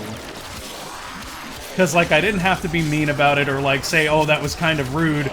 Just by, like, showing a good example, they were able to pick up on, hey, this is maybe a social thing here, we should do this. And that's really cool. Like, I'm all about us Tennos helping each other out, and I think that's... I don't know. I'm a nerd, but I found that really, like, heartwarming and awesome. So I think if we can nurture a community like that, that Warframe is a game that will have a great longevity. Oh no, that's okay, Johnny boy. Did it kick you? Oh, it kicked you. We'll pull you back in for the next one if you want. If you're having trouble and you don't want to come along too, you're more than welcome to hang out and chat, of course. I am doing my best to keep a close eye on chat while we play. I'm a nerd, I really am, but I like doing community stuff. Like, it's something that just makes me feel good. Like, I'm not even... It's not super unselfish or anything like that. Like, I get a good feeling from helping people out. Okay, so we can put more in here? No, we can't. This is super protected. And I want to say we're here for Intensify. I think that was the goal. And it's also not going to show us a second dig site, which is unfortunate, because if it would... I like how we have double limbo bubbles, too. We've got all the bubbles, guys. All the limbo bubbles. We are living in the void inside of the void. Okay, I'm gonna go to the next one and get that one started. I can grab my kitty for the next round. Oh, that's a good idea. is ready to go. Yeah, I gotta Powered and figure out protected from when I'm enemy gonna talk fire. about Smita Kavats, because that's a deep well for new players to go down to be able to figure out. But it's also a very rewarding one. Like, that's the loot doubling on that is huge. Is this a Necros? It is. We got a Necros Prime with us too. Awesome. Good morning, BG. You stuff is all in the microwave. Be careful though, the stopper in your coffee makes it very tight fit in the microwave. So you might want to, well, and you'll want to pull that out anyway before you turn it on, I would assume. She stuck her tongue out at me. But in a cute way, not in a mean way. So, there's that. It was not a mean way. Should have a new good boy. Oh! I just spent last night capping out my what is it? It's a Helminth Chargers, I believe what it's called. My infested pupper. I got him up to rank 30 last night. His name is Buckles, and he is absolutely adorable, and has a weird tentacle thing that shoots out of his back. But we're not going to talk about that. And I was just having a blast with him. Excavator deployed. Protect the unit while Okay, it let me extracts go. the artifact. Ha! I snatched it. It mine. I'm gonna head over to C and get that one started. See, this is what's really nice about excavation missions, is if you have a good squad, you can really just roll it through. Oh wait, there's a B right there too, that I totally skipped over that was much closer. I guess I'll go to that. Hard work has just been Speed rewarded. boosts away. Wait, is there a B? Okay, I am confused. The scanner has picked up a target. I guess that's nothing Go new. to the dig site. Oh, Jess is gone. I was gonna poke at her a little bit. Oh, is that what you were thinking? Excavator is ready to go. Keep it powered and protected from enemy Okay, fire. excavator is up over here. And we are probably on our third string excavator, so this should be B tier rewards. And that is gonna mean, like how we're still using our pistol here, that was not my intention. So B tier rewards for this should give us the potential to get, oh, I lost my reward tiers. Oops. The rewards list. B tier gives us the chance to get the Intensify, that's what we're really after here. Or wait, I guess D, oh, C and D are running at the same time, yeah. So the next one should be the one that gives us a chance at Intensify, which is what we're trying to grab. Intensify is one of those core mods that we really, really should have for every frame. Look what we just uncovered. Oh, we got a Lith M5 instead. I'm not going to complain. I'm all about those relics for getting prime stuff later. But right now, Intensify would probably be a little bit better. Yeah, I dig the Helminth Charger too. Like, that's my favorite doggo. I honestly think it looks more like a doggo than the Cubros do. The Cubros, to me, kind of have the face of a bat. And, like, I'm not ragging on bats. Like, I get some people like bats, but I'm not with it. I'm really not. I like the Helminth Charger a lot. Protect the unit while it extracts the artifact. I also leveled up my Jin yesterday, which was cool because Jin has that or not that mace, but the machete that you can get from the dojos that allows it to increase damage or whatever. That was fun. Excavation. Kat and I were grumbling about the doggo looks not so long ago. Well, I mean, there's only one that looks like a doggo. The other ones look like bats. And the Kavats, I think, look great. Like, the Kavats don't look perfectly like cats, but they look close enough that it's interesting and that you can make the visual connection between the two. Alright, let's drop another excavator here. Oh man, we're gonna have so many cryotics from this mission. That's actually awesome. Because we're probably gonna need those at some point. You know, if we ever need to build a stubba that has a ton of cryotics in it but doesn't actually have built-in cold damage, which makes no sense, by the way. No sense. How does it have cryotics built in but no cold damage? That being said, the stubba's not terrible. I did end up getting some decent damage out of it as I kind of ranked it up, but it doesn't really have any standout status or any super high crit. I guess it has reasonable crit, but it's not super high crit. So I'm not super fond of the stubba, although to be fair, I haven't found a secondary yet that I'm wild about. I guess the Gamma Core was pretty cool. The Gamma Core was a pretty cool secondary just because it has that nice focus damage. And I can't think of any other secondaries I've used where I was like, this is it, guys. This is the secondary that I'm going to use forever. I have done that with primaries. My Kuva weapons with my primaries have become, like, really my go-tos. Although I do actually quite enjoy some of the new primary weapons that I try. Dubba Stubba. So, I believe the Kuva Stubba is... There is a Kuva Stubba, right? And I think that's a dual-wielded one. And I think that'd probably be pretty good, yeah. I don't know why, I just popped my speed boost, but okay. We're speed boosting, let's have some fun. Boom! Shock everything. Oh man, I am so slow to shoot that even with it froze by the shock. The Kuva variant is decent. Yeah, see, that's something I think I might end up using as a kind of permanent secondary. You know what? Actually, the Korra weapon, I can't remember what it's called, the Hystrix. The Hystrix is a secondary that I'm kind of fond of because it has those different quills. And being able to switch up damage types like that is actually something that's really, really useful when you encounter something like, oh, I don't know, Prophet Taker. Which is not something that any new players that are watching this new player supplemental will understand, and that's okay, just know this. Prophet Taker is a thing you will fight at some point in your Warframe career. Ooh, we got a critical mod for our pistol there, which is nice. But Prophet Taker is something you will fight in your Warframe career that is very, very valuable credit-wise. It also is just a cool part of the story, but I don't want to spoil the story for you, so I'm not going to bother. Don't mind the borking doggo in the background. Let me take these guys out real quick. I kind of feel like what we want to do now is just, maybe just focus on our melee weapons being awesome. Oh, we got Reach here, which I think we picked up another one of those a few missions ago. But either way, like, when you consider the mods that we have so far and what they boost, we're probably... Hey, we got the Intensify! Perfect. Perfect. That is exactly what we were here for. We got the Intensify. Oh, happy day. Keep it powered and protected from enemy fire. So now we've got a pretty nice growing collection of mods. I think I should probably take a look at our... I'm firing into the nothingness because we are inside the bubble. I'm going to come out of the bubble here. We're going to try to rank up our Skana while we're on this mission. We should be able to do that fairly easily. We only need 2 ranks on the Skana before it is done. And then we've got to figure out how to get some nanospores so that we can build our Onkiros. That being said, I don't know that there's any easy source of... Oh! Okay. That's very good. That's very good. You got all the globes there, Cat. I keep firing in my bubble. I do that so much, and then I'm like, oh, there's a reason they're not taking any damage. Okay, dead. Skana's almost to 29 here.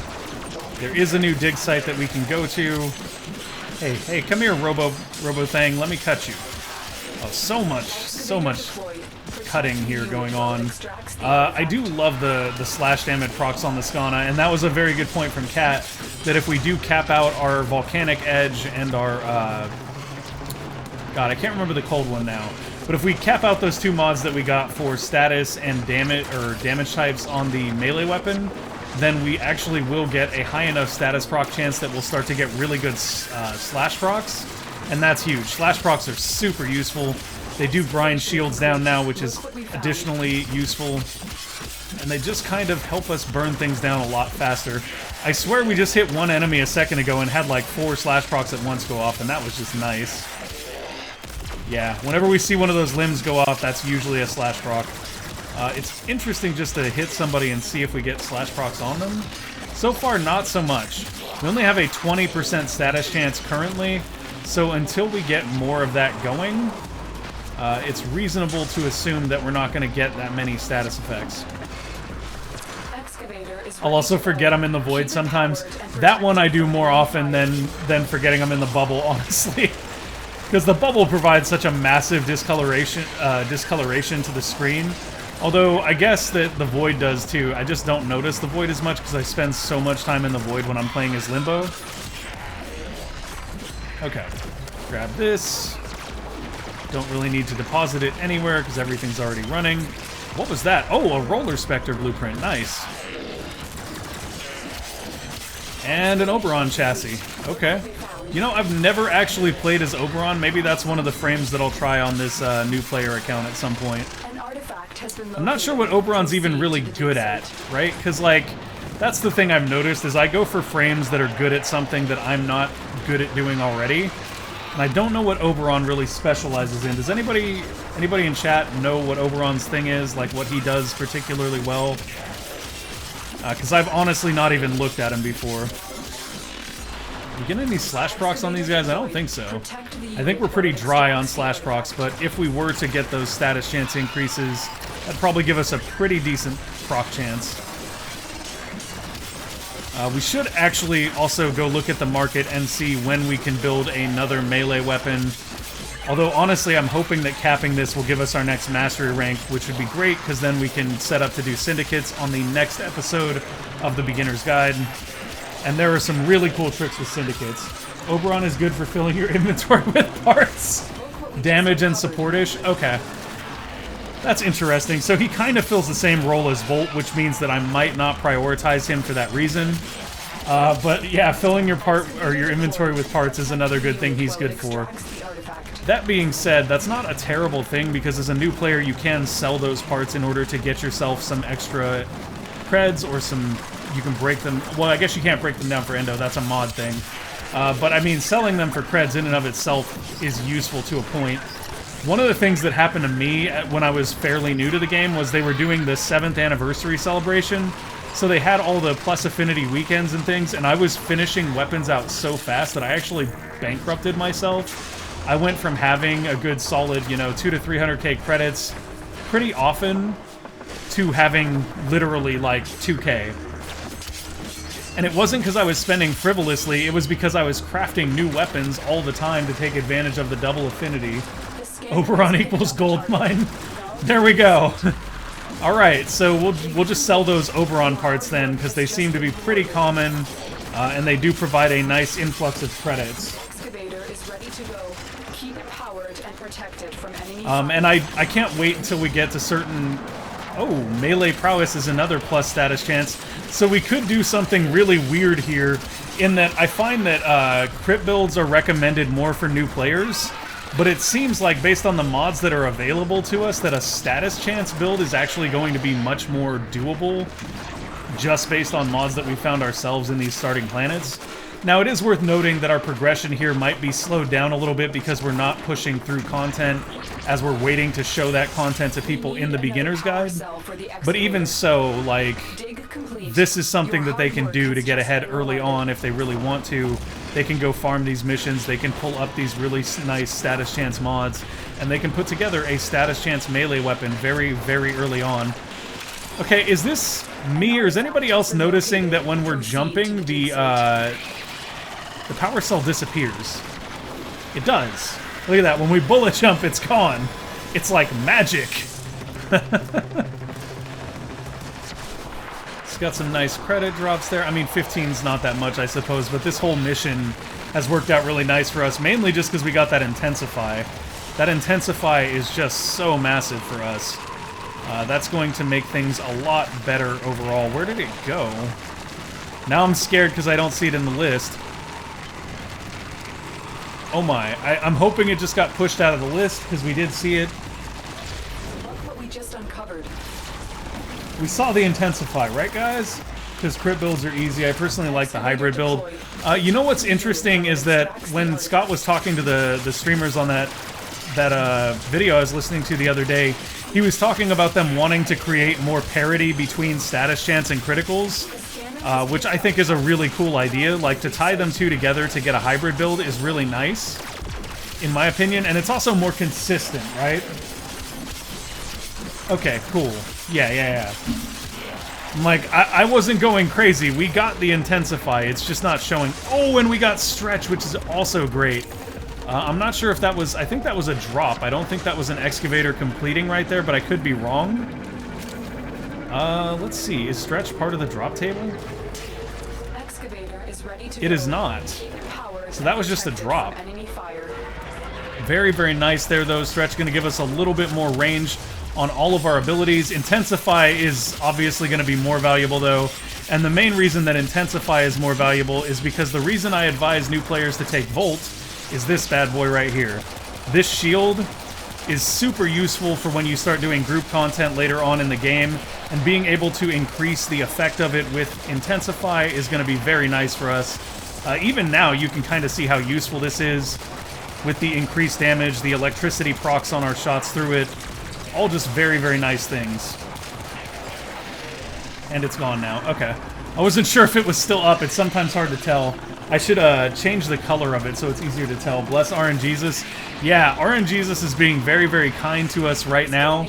And the main reason why I'm doing this in general is just I want to see what kinds of things people can actually reasonably obtain in their first couple planets. Because I can tell you right now, like, flow is just not here. Every loot table I've checked in Tier 1, flow is not an option. We're not going to be getting flow anytime soon, which is unfortunate because flow is one of those mods that is a huge, huge increase to your power and capability. Cats, good luck. They joined me for a mission to get Nidus Neuroptics and dropped the first one we did. Hey, there you go. According to Cat, I don't think his luck is that good. I mean, ask him about his Kuvalich. Alright, another reach here. Good for melee. Get ourselves a little distance and just fire into this MOA. I'm more than willing to bet that if we check, we're probably capped out on our melee weapon, our Skana now. No, we're not. We're actually still not quite there. I'm going to put out my shield. What's interesting is I wonder if I pick up this shield and I carry it, if it actually does the electricity damage. Is that proccing electricity through the shield when we carry it? Is that a thing? Oh my. Oh my, if that's a thing, that's even more powerful than I realized. Oh, that guy took the shield down, that's unfortunate. Nullifiers are the bane of my existence in Warframe. I really dislike them. Oh, we got concussive rounds. That's a nice new mod. Give us a little more impact damage on impact-heavy weapons. Where we're just trying to raise our base damage there. I am a luck void because the bad luck focuses on me. Everyone else gets better luck. So what you're saying, Kat, is I should bring you when I pop my 44 common relics and hope that maybe we get the rare item out of it. Hack successful, target list overwritten. Oh, there's a Bursa here somewhere. Alright, so I'm going to put this out and pick it up again because I want to see if I'm right about this. We do seem to be getting our electric procs and the additional damage from the shield when we melee through it. That is insane, guys. I'm so much more in love with Volt now than I was before. I didn't realize that we could do this. If we pick this up, though, we do drop the shield. Good to know. Now the shield's gone. That's fine. Pick it up, melee through it. Beautiful. This is absolutely unexpected for me. I didn't realize this was even a thing, and now I'm, like, super enthralled by it. That's just too good to be true right here. Keep it powered and protected from enemy fire. Alright, we're gonna run into this group again. Go crazy. Like, we're actually having trouble killing stuff now because of how late we are in the mission. What's really weird here is we're not seeing our combo counter go up. It's showing us the Lato here, but we should be building combo.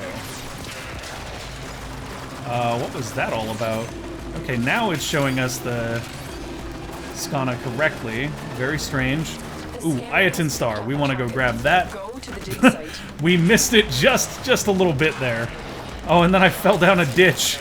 But thankfully jumped myself out in time. I guess we'll come around here because I'm terrible at parkour, and then we'll come through here and go grab it. Hello, Ayatin. Oh, it's an Amber Star, which is even better. I'm good luck for statues. What do you mean for statues?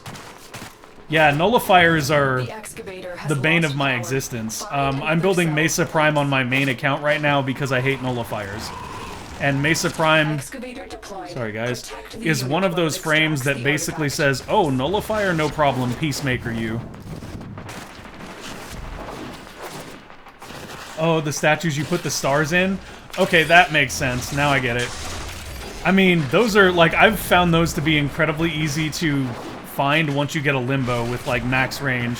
A limbo with good max range can find those so quickly, it's insane. Like, I watched a guy doing, runs through, like, one of the basic Earth capture missions, with a limbo with max range, and that's all he did. He just kept using Cataclysm over and over again. Anything that didn't blow up was an Ayaton statue. And that was just a brilliant way to do that. And I actually translated that... Ooh, steel fiber. Nice. I actually translated that over and started doing that in my Syndicate missions to help me find emblems faster. And it is extremely useful for that. Excavator deployed. Protect the It's my only thing. Husband was in awe of my statue spawning RNG prowess. So interestingly enough, right? The first time that I went to grind on this account when I was off camera, because like part of me wasn't sure about how I wanted to grow this beginner series. Like part of me was like, well, if I do stuff, I should show all of it on camera. But like people don't want to watch me grind excavation for hours, or maybe they do and I'm wrong. So the very first time I was like, okay, I'm gonna grind off camera. This is gonna be fine. I won't mess up anything. I won't do any quests. I won't like do anything that's going to ruin my ability to explain stuff to new players, right? I start a mission, I kid you not, I start the mission, I turn maybe 35 degrees to my left and I see an Ayaton statue. And I'm like, well that's great, now I can't show that to the beginner's guide because I wasn't recording for this because I was just going to be grinding. So yeah, Ayaton sculptures, they're great, and I will have to hopefully get one when I'm doing a mission for the beginner's guide so that I can show that to people, but I basically missed that opportunity the very first time I started doing that. I've just been grinding on Final Fantasy 13. I don't remember which one 13 is. I honestly haven't... Oh, arrow mutation, even better. Wow. You're just doing all the excavation loops here. Alright. Dead they go. We use our smash attack there and our melee weapon to just kind of... Well, I mean, we're really not killing anything at these points. These guys are very high level, and we don't have the damage to take them out. So it's more of a swing and hope for the best, although I guess I could be putting out our shield and then picking it up so that we can... Aha! Power melee! Now I have electricity procs. What you got? Okay, it looks like we have a Mirage that's just eating this thing's soul, I'm guessing. And of course there's a nullifier here to rain on our parade. I have no idea what's even going on, I'm mainly just reading chat. Found an area where if you run around in this house, soldiers spawn, so endless loops killing soldiers. Yeah, I'm not even... Is that the Final Fantasy where you're in a boy band driving around the country? Is that the one? Because, I mean, I skipped out a long time ago on the Final Fantasy series, the single-player RPGs. Final Fantasy XIV is actually a pretty decent thing in and of itself. But I haven't played one of the single-player RPG Final Fantasies in a very long time. It's gone as at 29 now. That is, of course, the rank that it shows us, which means we're just about to cap it. Beautiful. We should get, I believe, about 1,000 extra affinity just for capping it here. If this doesn't give us our next mastery rank, I don't know what will.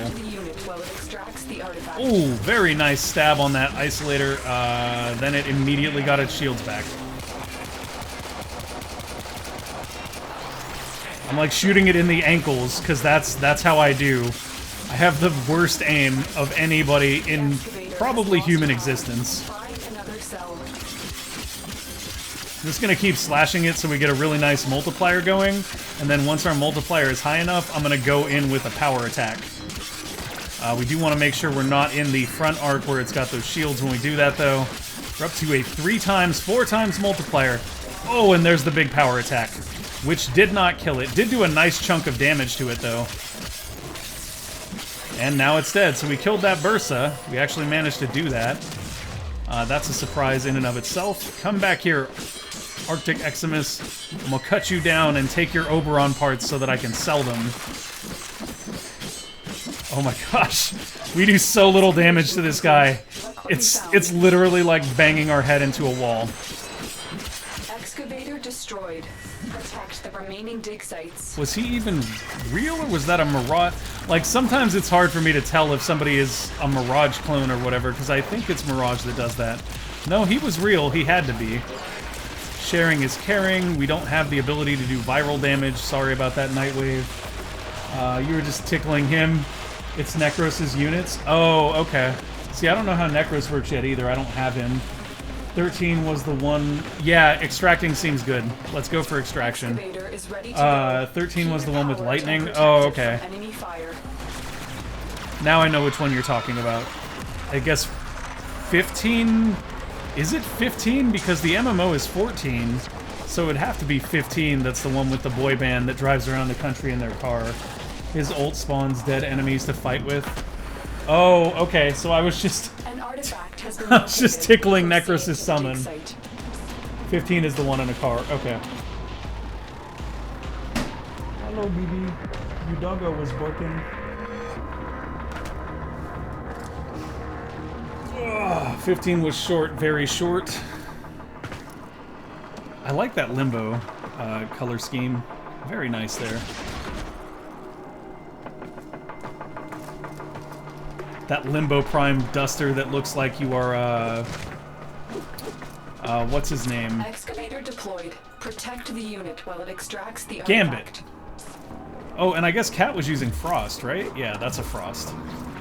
That's a Frost. That's a Freezy boy. Colored it based on our scene from Persona 5. Oh yeah, there's our Intensify. Oh, this was a huge, huge take for us right here. Massive, massive, massive. 2,200 cryotics. Everybody's fed but Nova. Sorry, BB, I should have fed her before I started.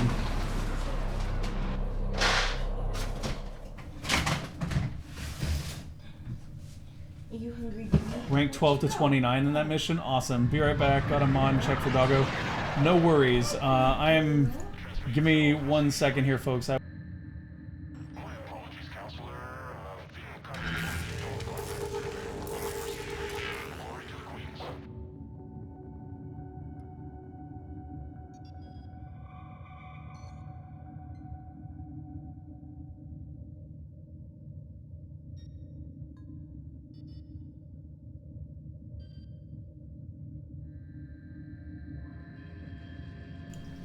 Okay, sorry about that, folks. I was just saying good morning to B. She doesn't want to be on the camera. Huh? He smooched me. I did smooch her. I am guilty of the smooches. 20 minutes until new doggo. He keeps spawning robots. Ooh. Okay. So let me go take a look and see if we have our mastery rank test. How do we not? How do we not? Game plus. 4K mastery, or 4K affinity left before we have our mastery rank test. I do think that our Skana is done, though. Yeah, the Skana is finished. We don't have another weapon to wield right now. The Onkyros would be nice, but we don't have the nanospores that we need to build it. So let's go take a quick look at our melee weapons that are available to us. Because there may actually be one that we can just buy with credits, and that would be nice. I think that we can buy the Mark 1 bow for credits.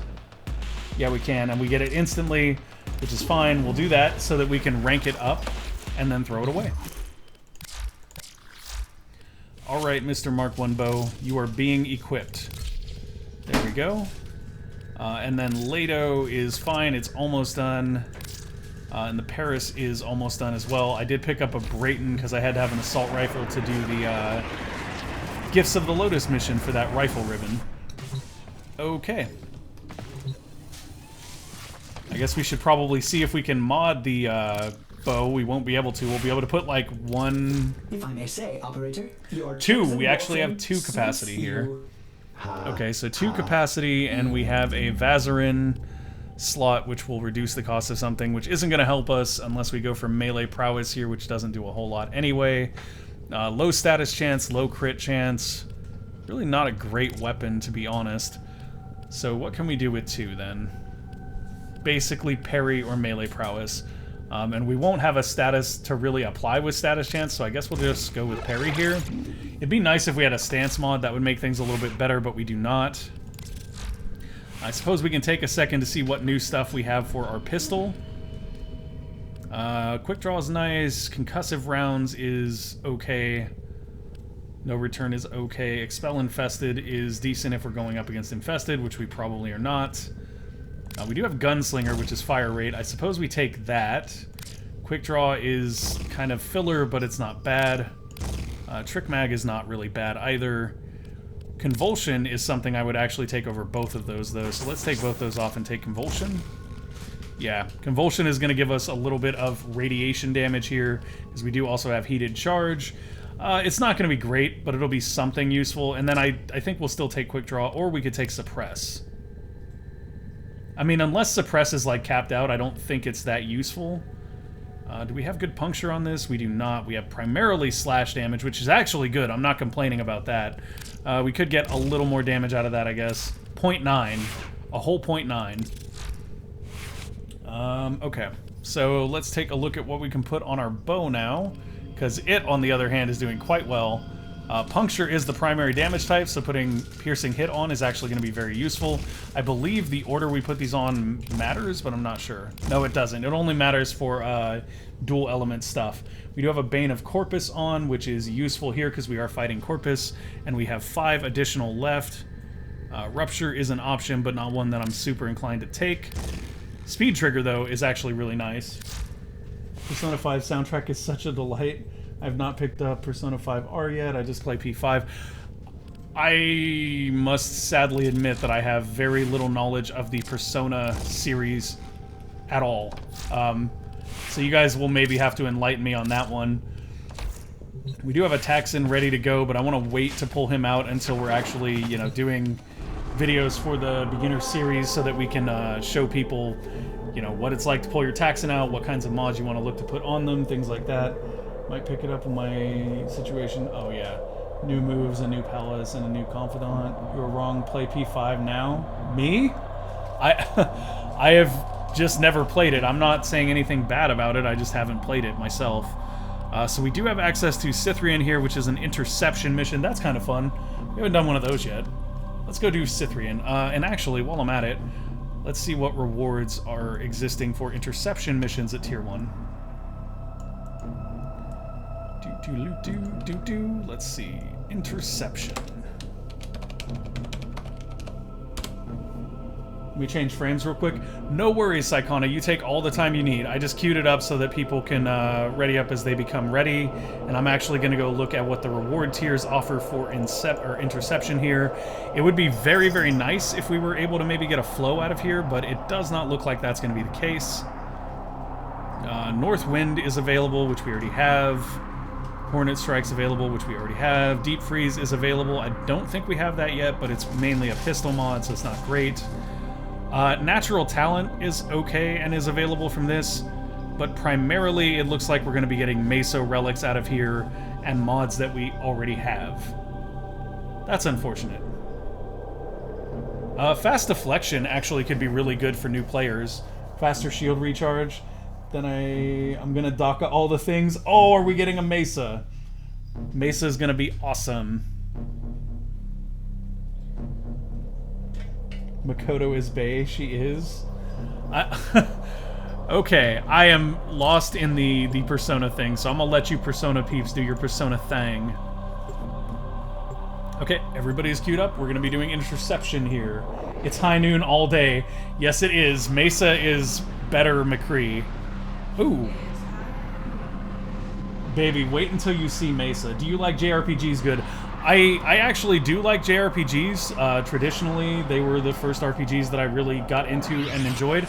I haven't played one in a very long time, to be honest. Like, I kind of have branched out into so many different types of games that it's just not one of the ones that I get to play all that often anymore. But for the right one, I could be talked into playing a new one. And it sounds like people are very fond of Persona, so it might be worth giving that one a look. The fact that Grant appreciates it is definitely a good indicator, because he and I share a lot of the same game taste. I think with Persona, I just never got into the original ones, so like I feel really far behind since it's on like, what, 5 now it sounds like? Maybe 6? So I'm not really sure where I fall with that. Okay. So we captured Delta here. We can continue to watch Delta, but it makes more sense for us to go after Seda now. So I'm going to head towards Seda. We will look to grab that. And that'll give us all 4, and then we can just reap the rewards. Oh, Cat's already over here. In the Gara. Very nice, Cat. Very nice. Is that Silva and Aegis you're using for a melee weapon? Oh, I guess I could just look, huh? Sigma and Octantis. Interesting. We have lost control of a tower. Okay, let's go back to D. D is up top, of course. I tend to find that D is the one that is hardest to hold on this map, primarily just because it is like, well, D and C are both kind of hard to hold on this map, because they're both removed either vertically or distance-wise. It's one of the tribute rewards, like the daily tribute thing, because if so, that's cool. I didn't know that. We have control of all I am 4 working on towers. getting Silva and Aegis Prime for my melee. What in the world is that weapon? Holy moly. What is that? That's awesome. I must have this. What gun is this? Oh, it's Shedu. Okay. I actually do not have access to Shedu yet, but I'm working on it. Yeah. That thing looks phenomenal. I am, like, blown away by how cool that is. Oh, guys, is that not beautiful right there? Wowie, wow, wow. I'm gonna close that out, though, because there's probably some spoilerific stuff in the description of it that I don't want to necessarily ruin for new players. We will be working through story content in the beginner's guide as we get to it, but we're going to do it in a very clear manner where it's going to be like, okay guys, now we're doing this story quest, so there are spoilers. If you would rather avoid them, then go ahead and turn this off so that you can do it on your own. Got a nice electricity proc on that shot. And we are like 100% in control here. We are so in control that it's time to dance. B, if you can turn on the stream right now, you should. The perfect view.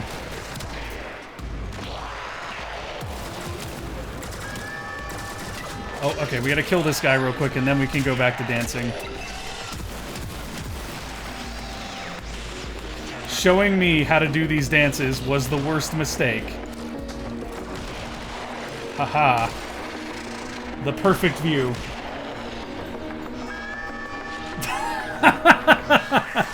There you go, Grant. There you go, perfect. Put this dance on Mesa and you have undeniable proof she is better McCree. Exactly. Exactly. I mean, to be fair, Volt doesn't really have a booty in his frame, so this isn't all that great. We need a frame that's got a little more junk in their trunk like Hildren for this. Oh, wow. Okay, we're on the next round. I'm going to go for C here, since C is the furthest removed. Oh, Fable Scroll's on there. That's Cat, so I'm going to head over to A. Yeah, we can stick around if everybody wants to stick around. Wisp has some trunk junk, I guess. I haven't seen Wisp yet, but, like, I haven't looked at the actual frame of Wisp, but Wisp is one of the ones that's on my list, mainly because Wisp is a great frame for leveling any weapon in existence. The fire rate buff that she gives is off the hook good. Oh, we got a Wisp. Oh wait, we don't have a Wisp in the group. But we have a Wisp linked in chat. Oh, is this for the Wisp booty? Is this why we've been given the Wisp?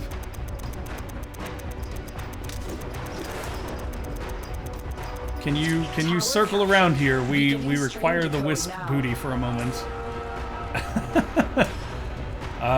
Yeah, Wisp is extremely strong. That's a good booty for that dance. You are right. Okay, so reservoirs. Haste mode grants increased movement and attack speed. That's the one right there. That is the one. The enemy have taken a tower. You must recapture it. Don't mind the background yawn. That is just B waking up.